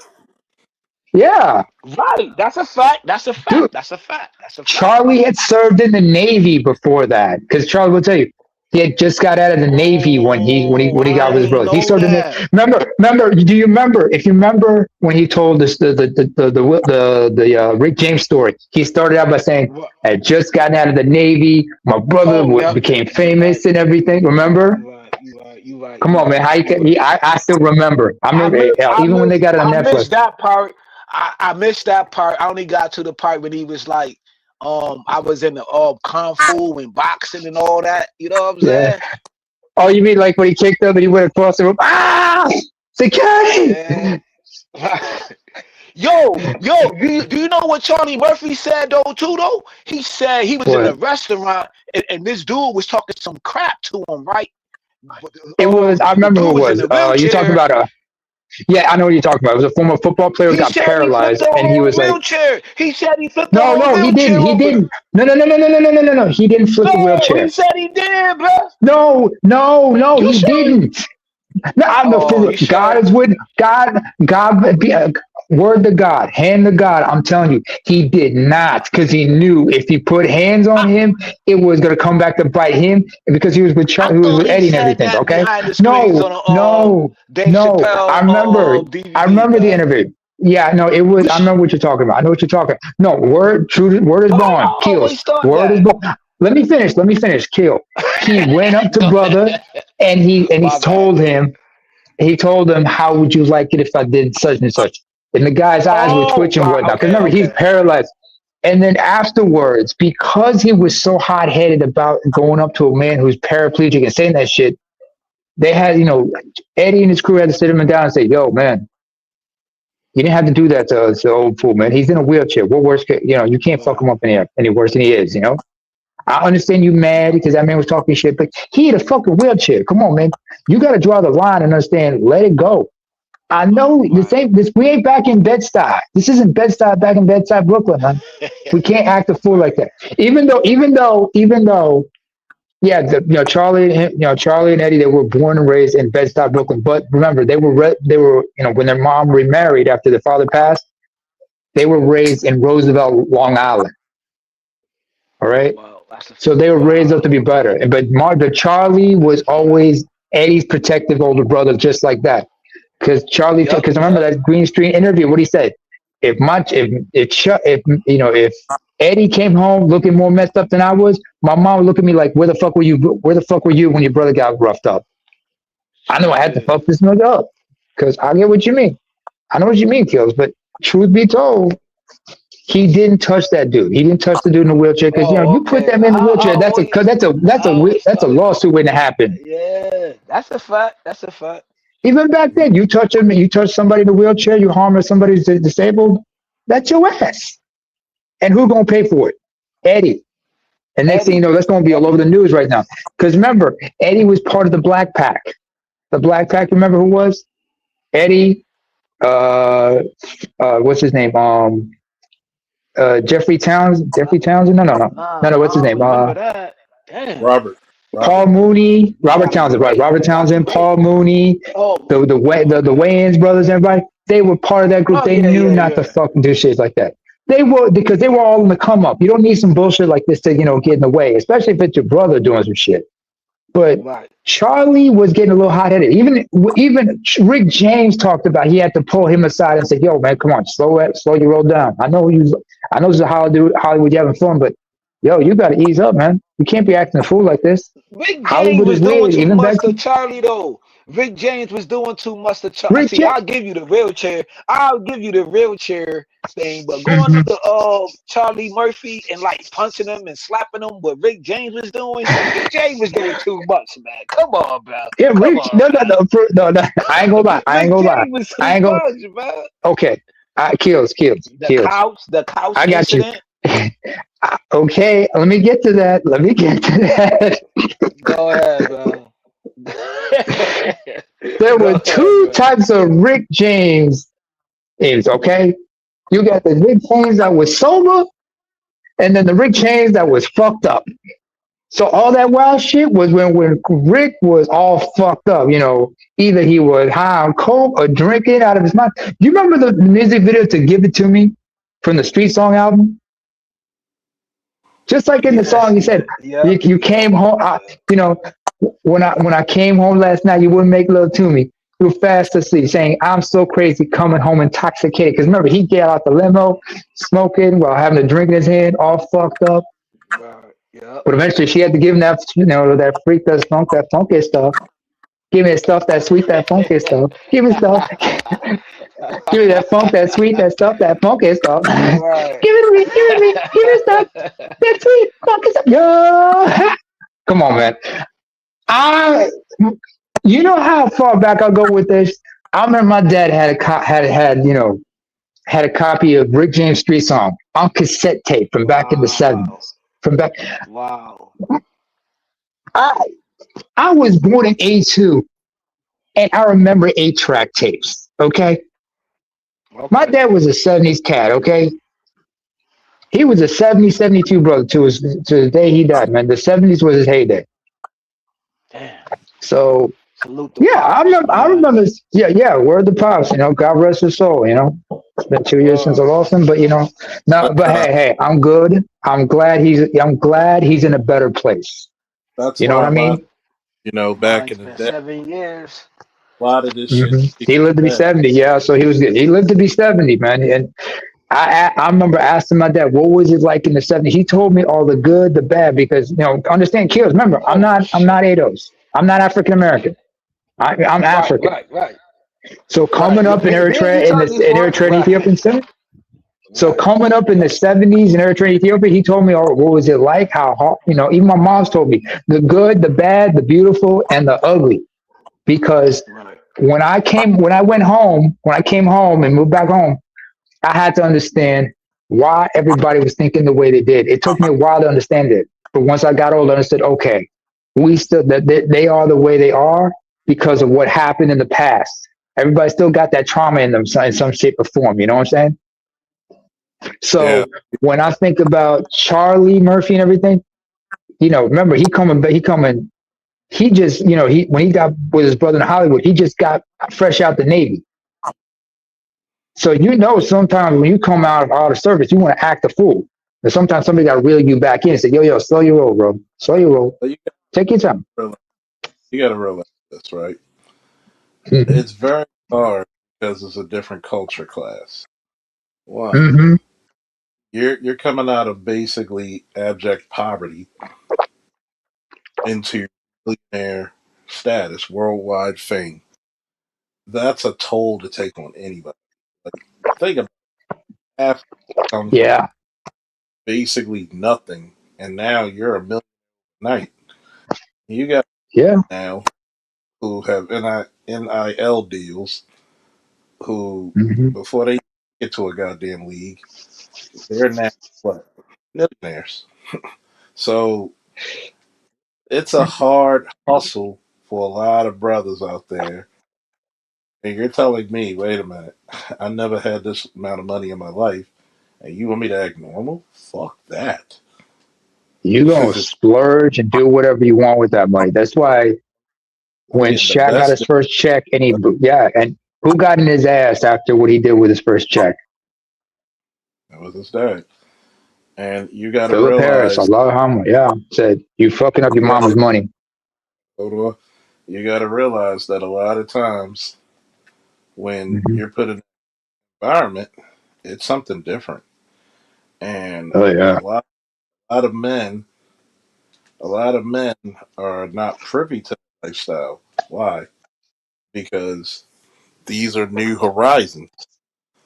And when we have new horizons, just like I said about the Anton thing, you're going at a guy who's more popular than you, hmm who has a bigger following than you, and you don't know what his one is, and he's older than you. So you're going by what you think is privilege in your timeline, which might get you smacked the fuck up. hmm Which I don't have a problem with, because some niggas need to get smacked. But there's a time and place where you smack them, because out somewhere Exactly. where there's not a lot of people, yeah, you're gonna get the shit Mhm. smacked out of you. You're gonna get dealt with. And see, That's a fact. he already knew. Why you bring the bodyguard to a place where they doing comedy? Why you needed a Mm. bodyguard? Think about that. You knew that you were on some He shit. felt some type of way. He knew that he was on some shit. He Yeah, knew it. yeah. He He do was be gonna be on that arrogant shit though. That's a he fact. was confident, because the only time you need a bodyguard is when you're high in net worth, or you always in some shit. Think Yup. about it. Yup. Nah, So but go ahead, King. nah, Charles. I want to build upon that, right? Cause you see what Fat Joe doing right now. It's like Fat Joe got all this money right now, but he's still talking. See, I don't know if y'all know about the dirty sector of YouTube. And Anton was in that shit. So that shit is like going to the New York sector. Like Yeah. they be talking about each other moms and but that what they do though. They talk about everybody. Your mom, your cat, your goldfish, your Yeah. yard, whatever, right? But I there's done one, seen Anton in those spaces because Antoine in is the not mud of YouTube. because Anton is not among hood black people. He proved it to you. Because Yeah. first of all, you could talk to dozens and people will laugh if it's funny. He's not a charming, Mm, funny, witty, charismatic guy. Let's get that out the way. mm, Charismatic. facts. He's not the type of guy who walk in a room and he's grabbing bitches' attention. Mm, facts. Nah, He's that's never a been. fact. He's never been. What did I always tell you? You can tell a guy who's never been lusted after. You can tell, Oh, Yes, excuse me. indeed. Right. because this Nah, guy, but you've been talking about that for years though, and it forever. shows, because one, his ego is getting hurt. His Mm. Yeah. ego is hurt. So if your ego is getting hurt because you trying to save face, let's go outside. You ain't gonna do shit. You're basically telling the world, I'm praying this big old nigga don't do shit. Mm, That's what you And if telling he me. did, lawsuit, and the last thing you want is some legal problems. Because first You of don't want. all, we already know what type of nigga Anton is. He gonna sue. He ain't gonna just say, Mm-hmm. you know what, I just called an asshole. I'ma sue. He gonna shoot a fair one. I'ma sue. I'm from Detroit. If a nigga wanna fight, he don't give a fuck if he from the North Pole. He gonna fight. It ain't shit you yeah, gotta talk. regardless of the matter. Let's still say it's nothing but space and what? Opportunity. Because if you really wanted that smoke like that, it'd have been space and opportunity. That's all. You ain't really about that. You just talking Nah, shit because you trying to save face. And of course, he's gonna have a right. show where he needs all his cronies, all his yes men Yeah. to confirm his masculinity, because you know you got bitch, my dear. You Yep. know you That's got. what I heard though.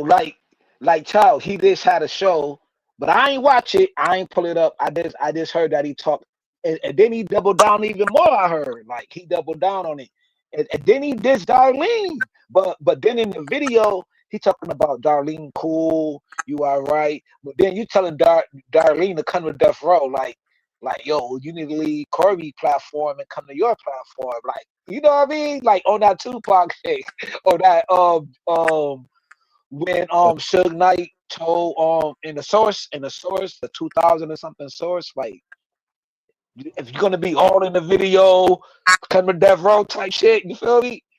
Yeah. Mm. So like, why you gonna put Darlene into that shit though? And Mm. Darlene She ain't do conference. nothing. She ain't do nothing. But She didn't do nothing wrong. She did all the right things. here's the part. Yeah, like you gotta be down with your team. Like Corby is just her guy, you know. Well, you know. Her Is peoples. you're gonna talk all the horse shit when you had space and opportunity to do it there. That That's a shows what type. fact. That's a fact. You knew what the fuck you were doing, nigga. Yeah, yo, he knew. He knew since he got there. He knew what he was gonna do. Come on now, yo. He's an opportunist. You know what I mean? Come on now. Let's be Wait a minute, real. this is Live Comedy Club, right? In Chicago,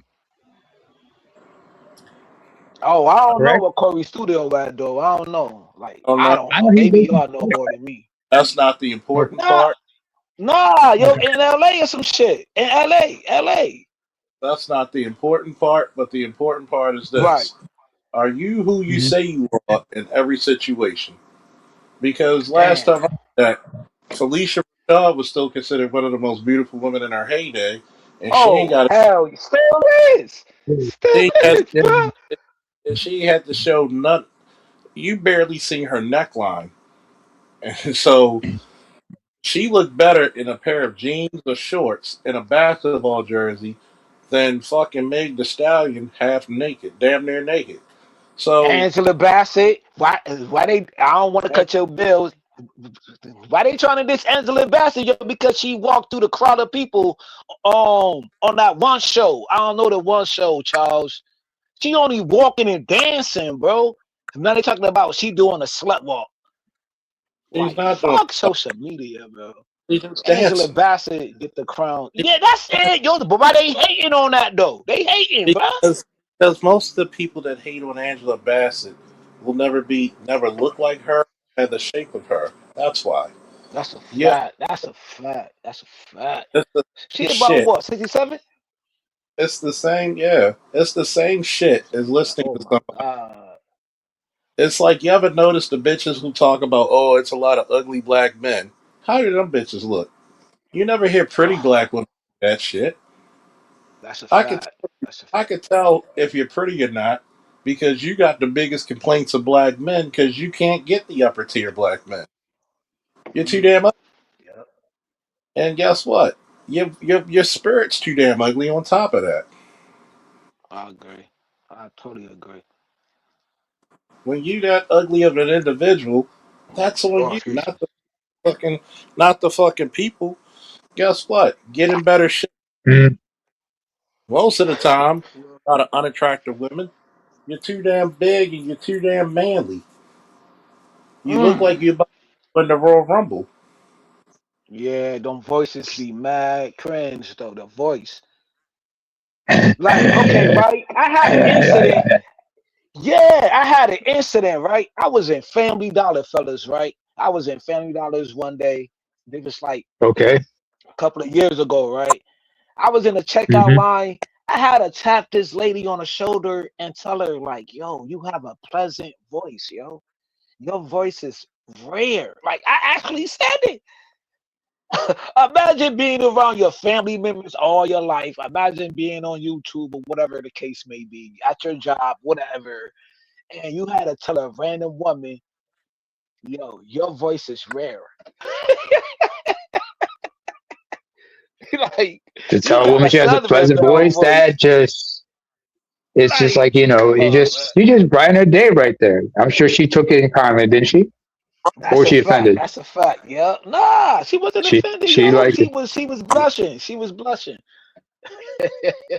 Because I'm like that though. Like, I'm like that. Like, like, Yeah, Charles pleasant said, voice. yo, Yeah, you you said. got it, you Mhm. got it, you got it, you got it, Yeah. you don't. Like, There are come some on, man. people. There's some people who are not nice, and Anton is Nah. not a nice. He really isn't. Yeah, yeah. He He's really just a he's a disrespectful little. He's a disrespectful little troll. That's what he is. disrespectful troll who hasn't got the shit slapped out of him. That was the closest he probably did like getting the shit slapped out of him, and that put Do him you in think, check. Corey would have slapped him clean shaved. Charles, Worst case Charles, you scenario. know Boris Gotti? Do you know who Boris Gotti is though? Sounds familiar. I don't think I don't think you know who Boris Gotti is, yo. He got played by some Muslims, but like I mean not no Muslims, but like some Mexicans, like nerd type dudes, like try to rival, they punk them on Kevin. I'm like, yo, you got a lot of dudes who got money, but still like kind of lame though, like a lame. It Money don't doesn't matter if make you got the money. Yeah, money money. don't like. Money doesn't make Money you doesn't make aware you of a the world. man. Nah. Money doesn't aware of the world. It doesn't make you better looking. It doesn't make you more charismatic. Right. It just, a lot of these niggas out there, this is what they suffer from. They suffer from acute lameness disorder. It's like Mm. look at Gay Bay, and I hate to bring that lame up, but that's a perfect Bro, that example. dude. You Oh talking about I damn. fear? I don't even want to see you, my dude. Why would I fear somebody like you? Like really? What constitutes that out of any type of intelligent conversation? You got to It's understand. There's a lot of fucked up people out there in this world who are not Mm. aware of the outside world. This is the reason right. why you have a lot of these a real lame. There's a lot of college dudes are not lame. Okay, Oh it's, hell nah, hell nah. a lot of college dudes are not lame. Let's just get that shit out the debunk that shit quickly. Absolutely not. A lot of them are a But lot more let's brighter, way more articulate. They are well There's versed and college. they're well versed. that's a fact. There's college dudes you do not want to leave near your bitch. Oh Okay, No, nah, they will. They know how they to won't charm, get. especially if they learn. Especially if they were, if they come from like quite respectful families and whatnot, who they were raised how to be gentlemen and whatnot, and know how to charm a woman. Yeah, Shit, charm. if he knows how to, if he can Yo, talk to her and treat her like a lady, she will go. She will just drop them drawers right there. yeah. That So classic way. like you during the got Renaissance era, right? No, I Hmm. don't wanna step on no toes, but see, this is where I get mad at though with this space when it came with the educated lane and the hood lane. It's like, yo, why you can't have both worlds? And these dudes actually went to college in the days of like the Bill Cosby era, you know what I mean? Mm. The different world or whatever. Them dudes was fly.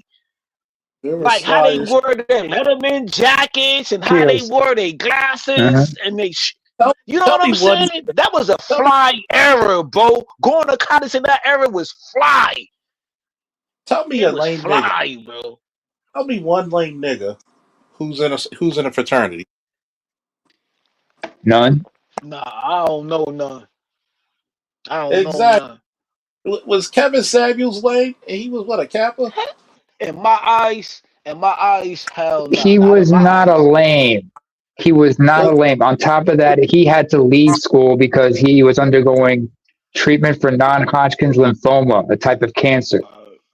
was He fucking went into college. Yeah, go ahead.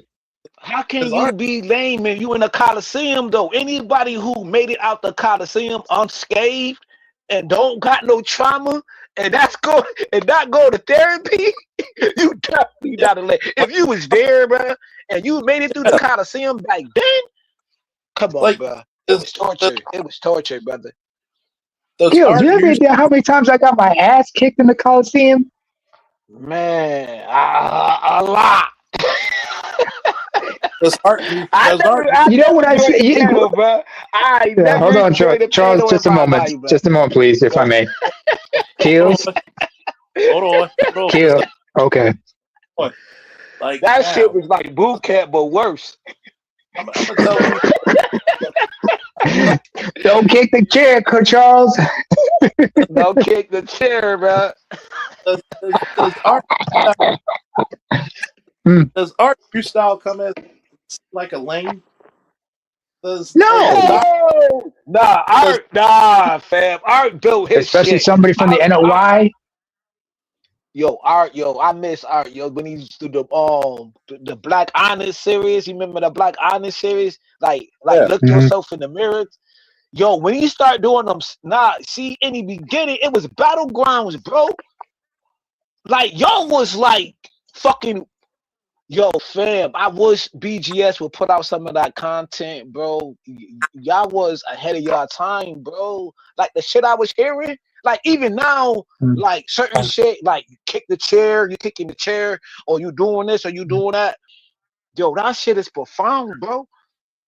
Not a lot of people even know Mm. how much information was in that whole that, that whole arena, bro. I never Shit. heard You that know how shit many in my times? life. In my life, Shit. You bro. know I never. how many times, Kills? Do you realize how many times I looked at Cerulean and went, "Hey, Cerulean, you know I done fucked up, right? I done fucked up. I done Yeah, fucked up." In fact, one time yo, I got my ass whooped so thoroughly. The only thing I could do was when I realized I was wrong, I said, "Thank you, BGS, for whooping my ass. I own up for I was wrong." The fact that I yo, that's thanked them what's for up. thoroughly thumping me. Do you know how I'm, you gotta be built like that to say that though? I'm And telling you, still I you was come got to raised back? better realize. than this. And still come back. That's crazy, You got to yo. realize Woo. when somebody come out with the term "educated lame," Mm-hmm. that's not a fucking black man term. That was a female's Right. term because All females right. don't man. Okay, females' most intimidating thing to them as an intelligent man is because you Right. can't bullshit that man. Why do you think some of these female? Since we on this subject, the Pookie and the Ray Uh-huh. Ray, just like all Pookies and Ray Rays are not stupid. Okay, No. because guess That's what? a fact. If a Pookie and a Ray Ray is down on his luck, and there's an unattractive chick paying for your way, why not take advantage of it?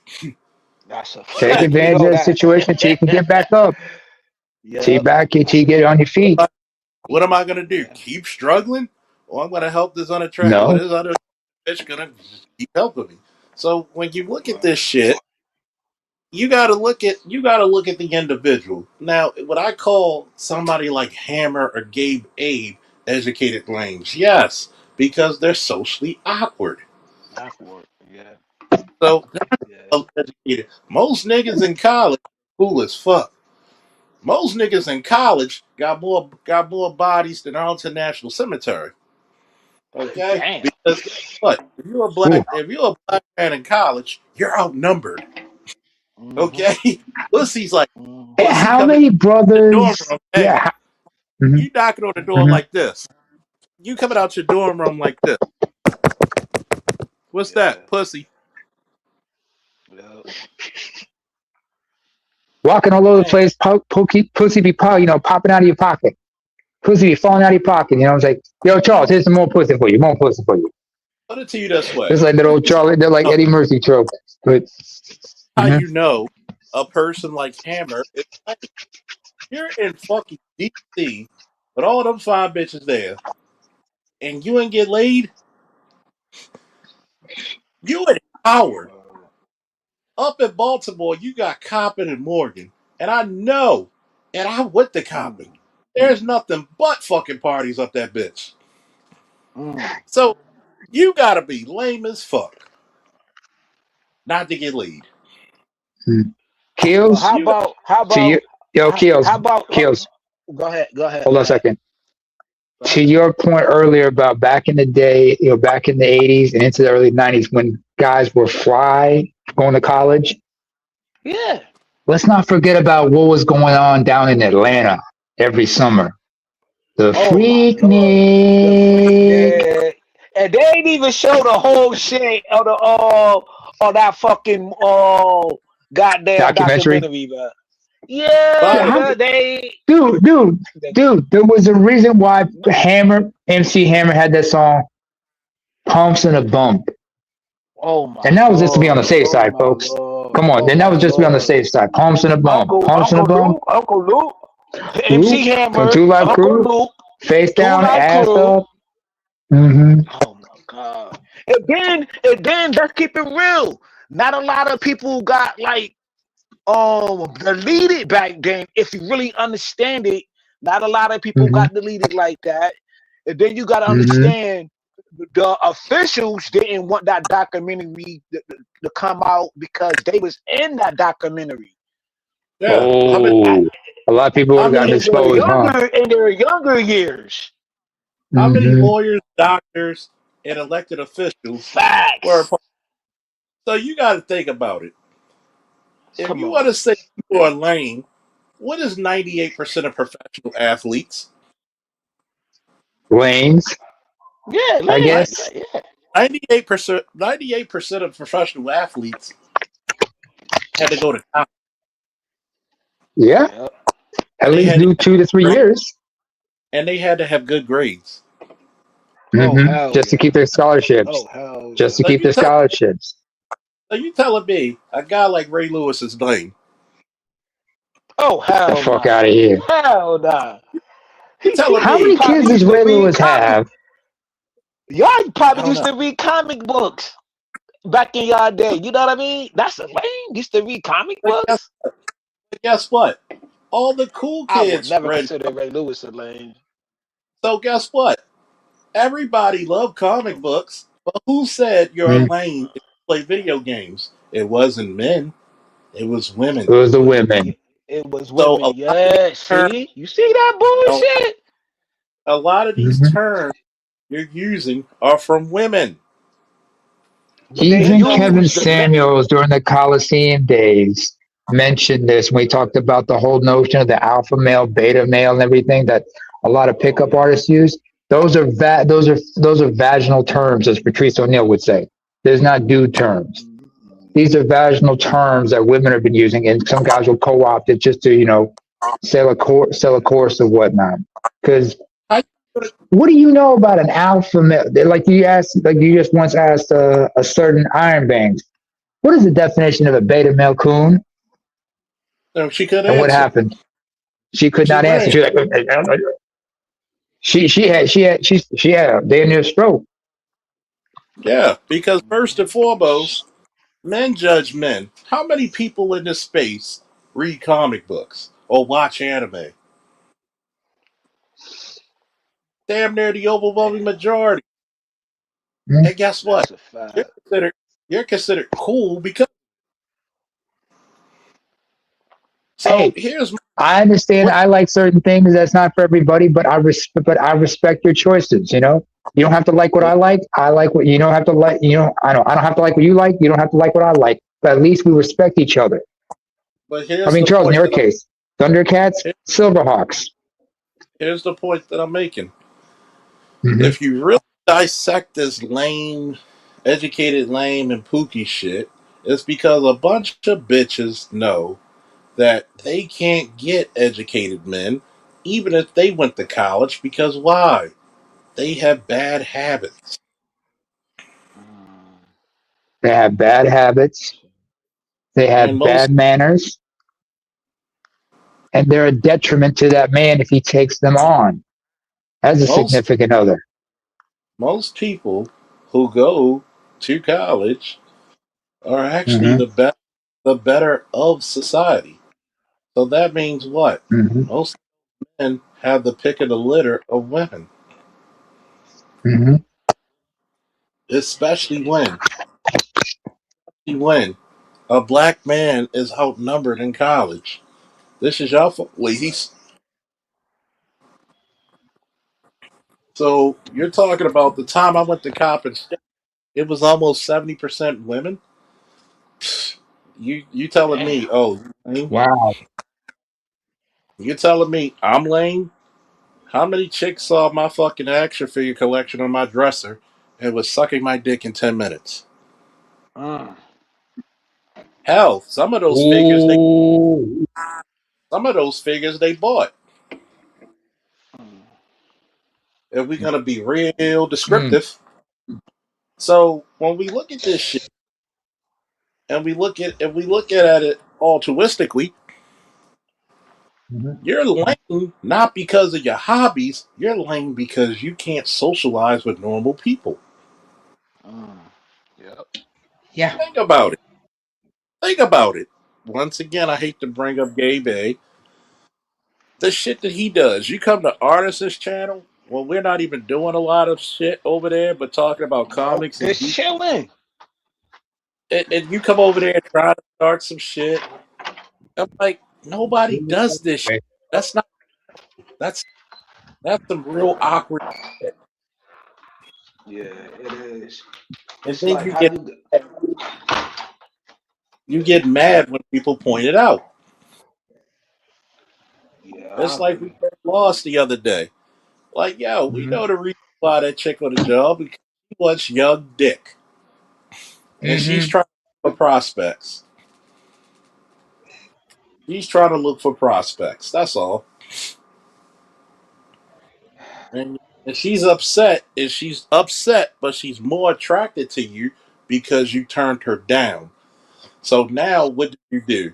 You showed Or her how, which women aren't used to in our community because they think pussy is above gold. When you turned her down, she becomes more aggressive. Hey, DJs may come, but DJs may go. But I am best of them, I want you to know. Hitman. So, that being said, when we look at this lame shit, that's not a male construct. And I hope men get that shit through their brains. That's not a male problem. Because most men, you gotta see, a guy who says video games are for kids, most straight men play video games. You wanna see competition? Go see a Madden game. Go see a 2K game. A lot of the guys people, who can a lot of the uh, guys who can get bitches are video gamers. we grew up playing video games. We're the us, the other the last of the Gen Xers. We're the generation that were playing video games. We made it cool, Oh, but some people say it was lame. Just like people who were into martial arts were called lames at a time for one time or another. I'm like, why? How is it lame that you're learning how to defend yourself, understanding combat, understanding discipline? what did I say? Who usually says that? A lot of women. Because what do women hate? Not having the attention on them. They don't want attention being drawn Women. away from them.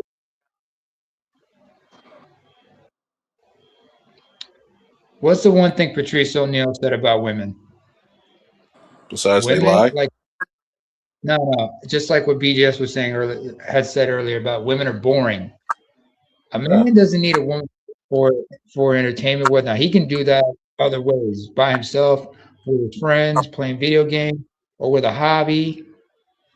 Women need men for validation and attention because they don't know how to entertain themselves. Think Men about it. explain that fun. I mean, that's why you ever heard of a guy say his woman tells a lot of crazy funny jokes? No. You never Why do you will. think there's so many comedians? Name one funny female comedian that had you laughing. None really. And One think got me about it. pissed off. Nah, A nah. lot of Some females, more, some more funny. That's it. Only some more. Yeah. the rest of them are not that funny. And think about it. Hell nah. Hell nah. Hell nah. Most most I'd female say comedians Wayne, she might have a few funny jokes, but she's not that funny. most female comedians are ultra vulgar. Yeah. Yeah. Yeah. I give you that. I give you that. That, that, that- So that's all and they got. That's all they got is to be vulgar though. They don't got nothing else. Don't got is nothing else. that They don't got no e- creative. even if 90% of a female comedian's material is about what? Sucking dick. Dick, but shit. I remember one of the most fucked up jokes I remember hearing is, and only a bunch of women could laugh at this shit, was like, it was Amy Schumer joking about who broke up with a guy, but she didn't have the hearts to tell him she gave him HPV. What the fuck is funny about that? Yeah, that's disgusting. There's nothing funny. That's disgusting. But it was, but the women laughed about it because women like, yeah, serve that dude right. I hope But he's guess left with us with remember you by like what? the You gave fuck. a If a dude gave a bitch chlamydia, you want to crucify him.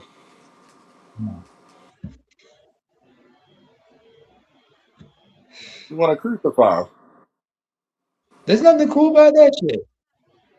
Ain't none of it cool. None of it. I remember what's his name, Craig Robinson. This to me, this is a comic who's had two strokes, and he talked about both of the strokes he had, and the fact that he was there on stage with his cane to help him support himself, and even though his speech was slurred, he was still able to be funny. Yeah. Richard Pryor, when he was paralyzed because of multiple sclerosis and was confined to a wheelchair, even when he was in a chair, when he was on stage, he was still funny. He still found a way to laugh about shit. He was able to laugh about his own pain. Yeah. But most of the time, you look at women comedy, it's not that funny.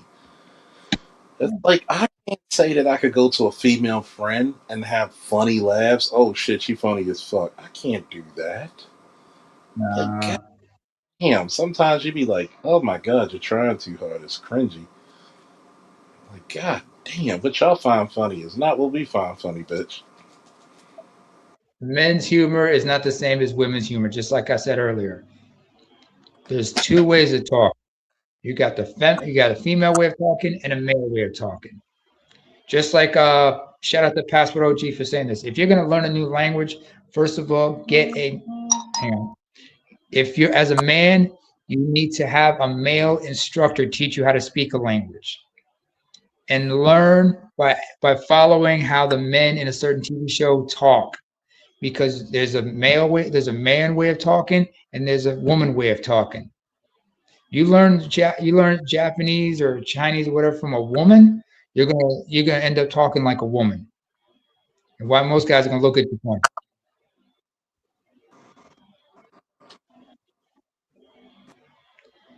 If you learn how to talk like a man, if you learn from a male or have some male friends who speak the local language and teach you how to break down everything, you learn how from them and you learn how to speak like them, including their hand gestures, mannerisms, everything. But but but in that video, do you think Corey was talking like when you see about the optics, right?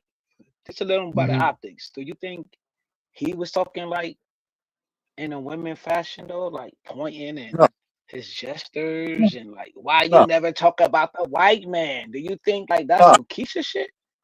no, because he was doing it. That's his cadence when he does comedy anyway. Oh, okay, Yeah. okay, yeah, facts, yeah. That's cadence. Because he was like, why don't you talk like about the white man? You don't say shit Nah, about white people. Because he pointed Yeah. them out, and Anton still to this day didn't answer, did he? nah, No, he he ain't didn't. standing on that shit. He was talking about the liberal white woman. Even though the white woman, What about yeah, conservative? but do Corey do that though? Or do he Yeah, talk about the black man and talk about the backdoorian shit? Like, let somebody approach a black man, be like, yo, you backdoorian. But he only talk he talk about that with the soft dudes though, right? like Corey talks about everybody I for this don't know. show. Oh, oh yeah, okay. He got About that. everybody. Corey doesn't back down from anybody. He grew up in Mm, Chicago, so he was playing like that. yeah, even yeah, But here's the but difference: he what's the if you dude like? Go if ahead, go ahead. you ask My bad, Corey my bad, a question, my bad, he's gonna Tony. give you a straight up answer, regardless if you like it or not. Yeah, that's just who he is. You either like him You or don't or not. you're gonna you look at what really exposed um Anton was that dude. You're not a straight up nigga. You're not a straight No. up man. and you expose yourself for being that way. You expose yourself, and you were found out that way because why? You're you're not that good of a person. You're not that honorable of a man because you were some fugazi shit. You were really fugazi. Yeah. Yeah, you're right. I, Yes, here's the link. I want to get you. Yeah, I know you just spoke, so if you got a little bit of energy, the pleasure. Because you got to think about it, and that's what we talked about earlier. He thought about his money, which was the smart play. You can't yeah. be thinking like a nigga. He had to And his come out freedom. of his and go back into his grown man state because guess what? Mm. I got to think about my wealth, my money making. You Wow. got Yeah. you got one of the hottest platforms. Just Mm-hmm. because I deserve to smack the shit out of you doesn't mean that I need to do some violent shit. Why? Right. Because I already did more against you, coming up in your face and you showing all the signs that you were scared than actually hit. Mm. When I Yes, told you, sir. go look at the video again and watch his body language. Anton didn't want to go Yeah, outside. yeah. I'm gonna watch it. I'm gonna watch it again because for me look at the optics, right?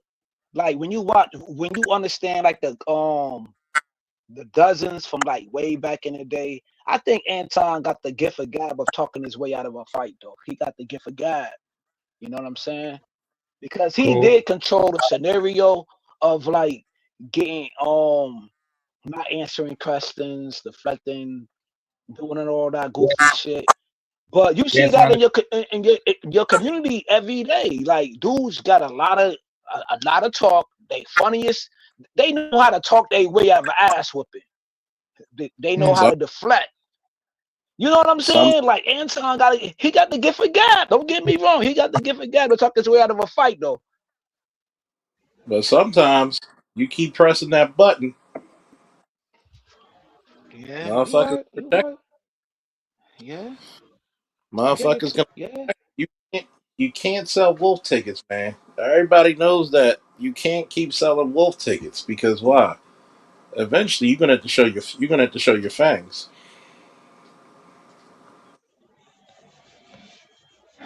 You're gonna have to show them fangs, and that's one of the biggest problems when people keep doing this disrespectful shit.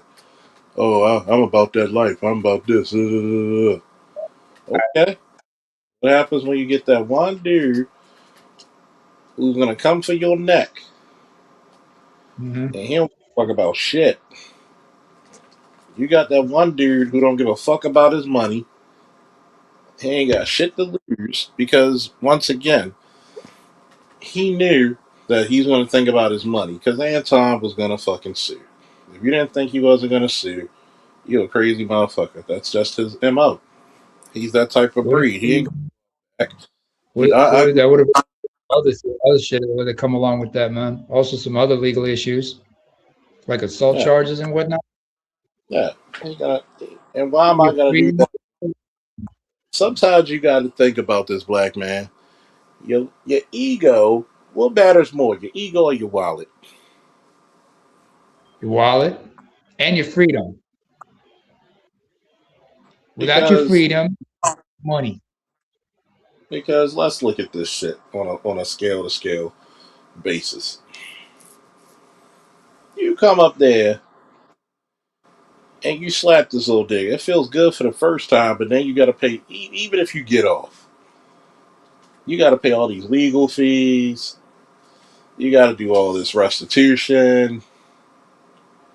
Then let's say you might be backing up some shit, and you got one of the hottest shows on YouTube. Why would you risk that for this dumb motherfucker? It ain't worth it. On top of that, Corey had mentioned like what he's not that wealthy, you know. Still tours and everything, but he's not making money like that.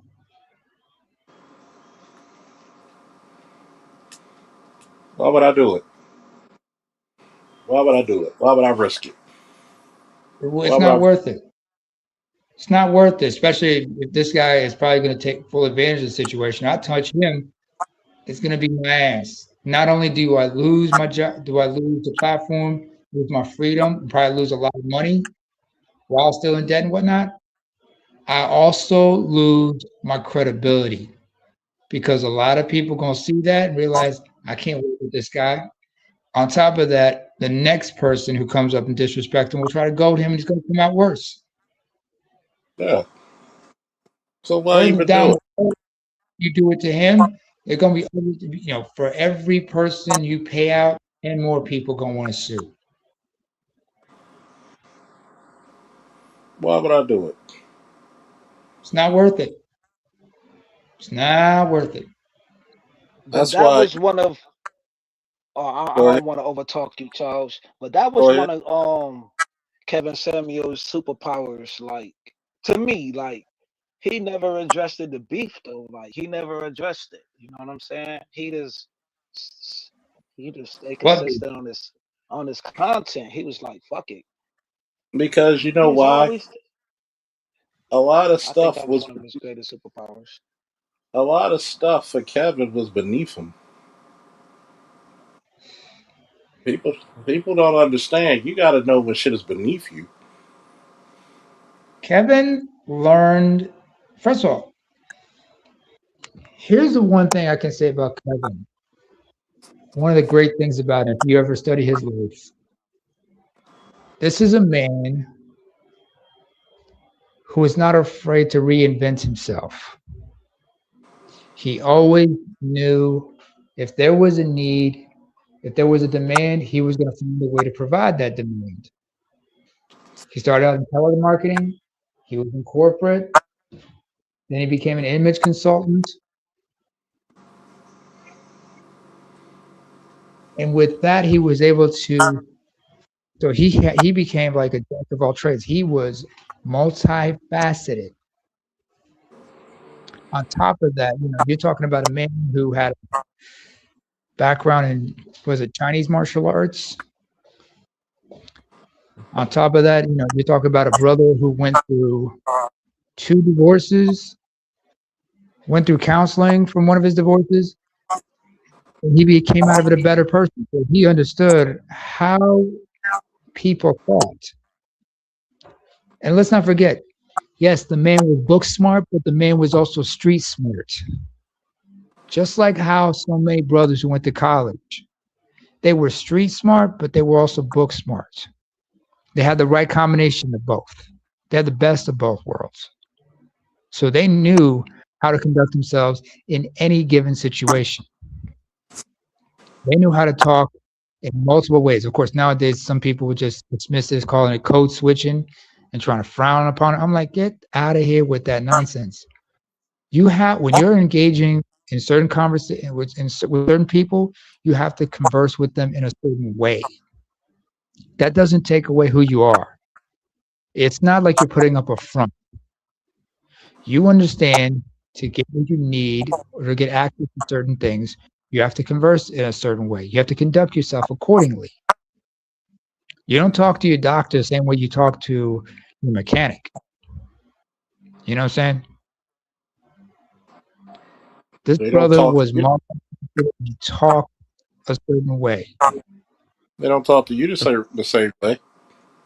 No, he wouldn't convert. I'm sure he wouldn't converse with me the same way he would converse with you, especially if it was about different topics. Yeah, just like if you ask me something about law enforcement and military, I can't.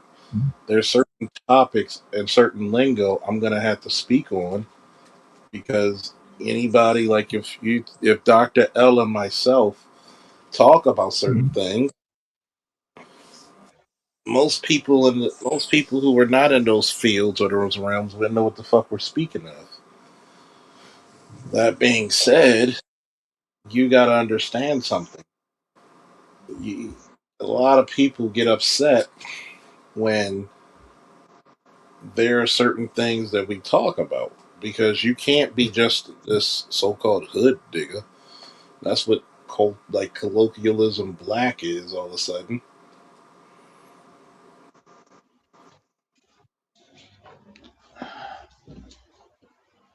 I get annoyed by that sometimes.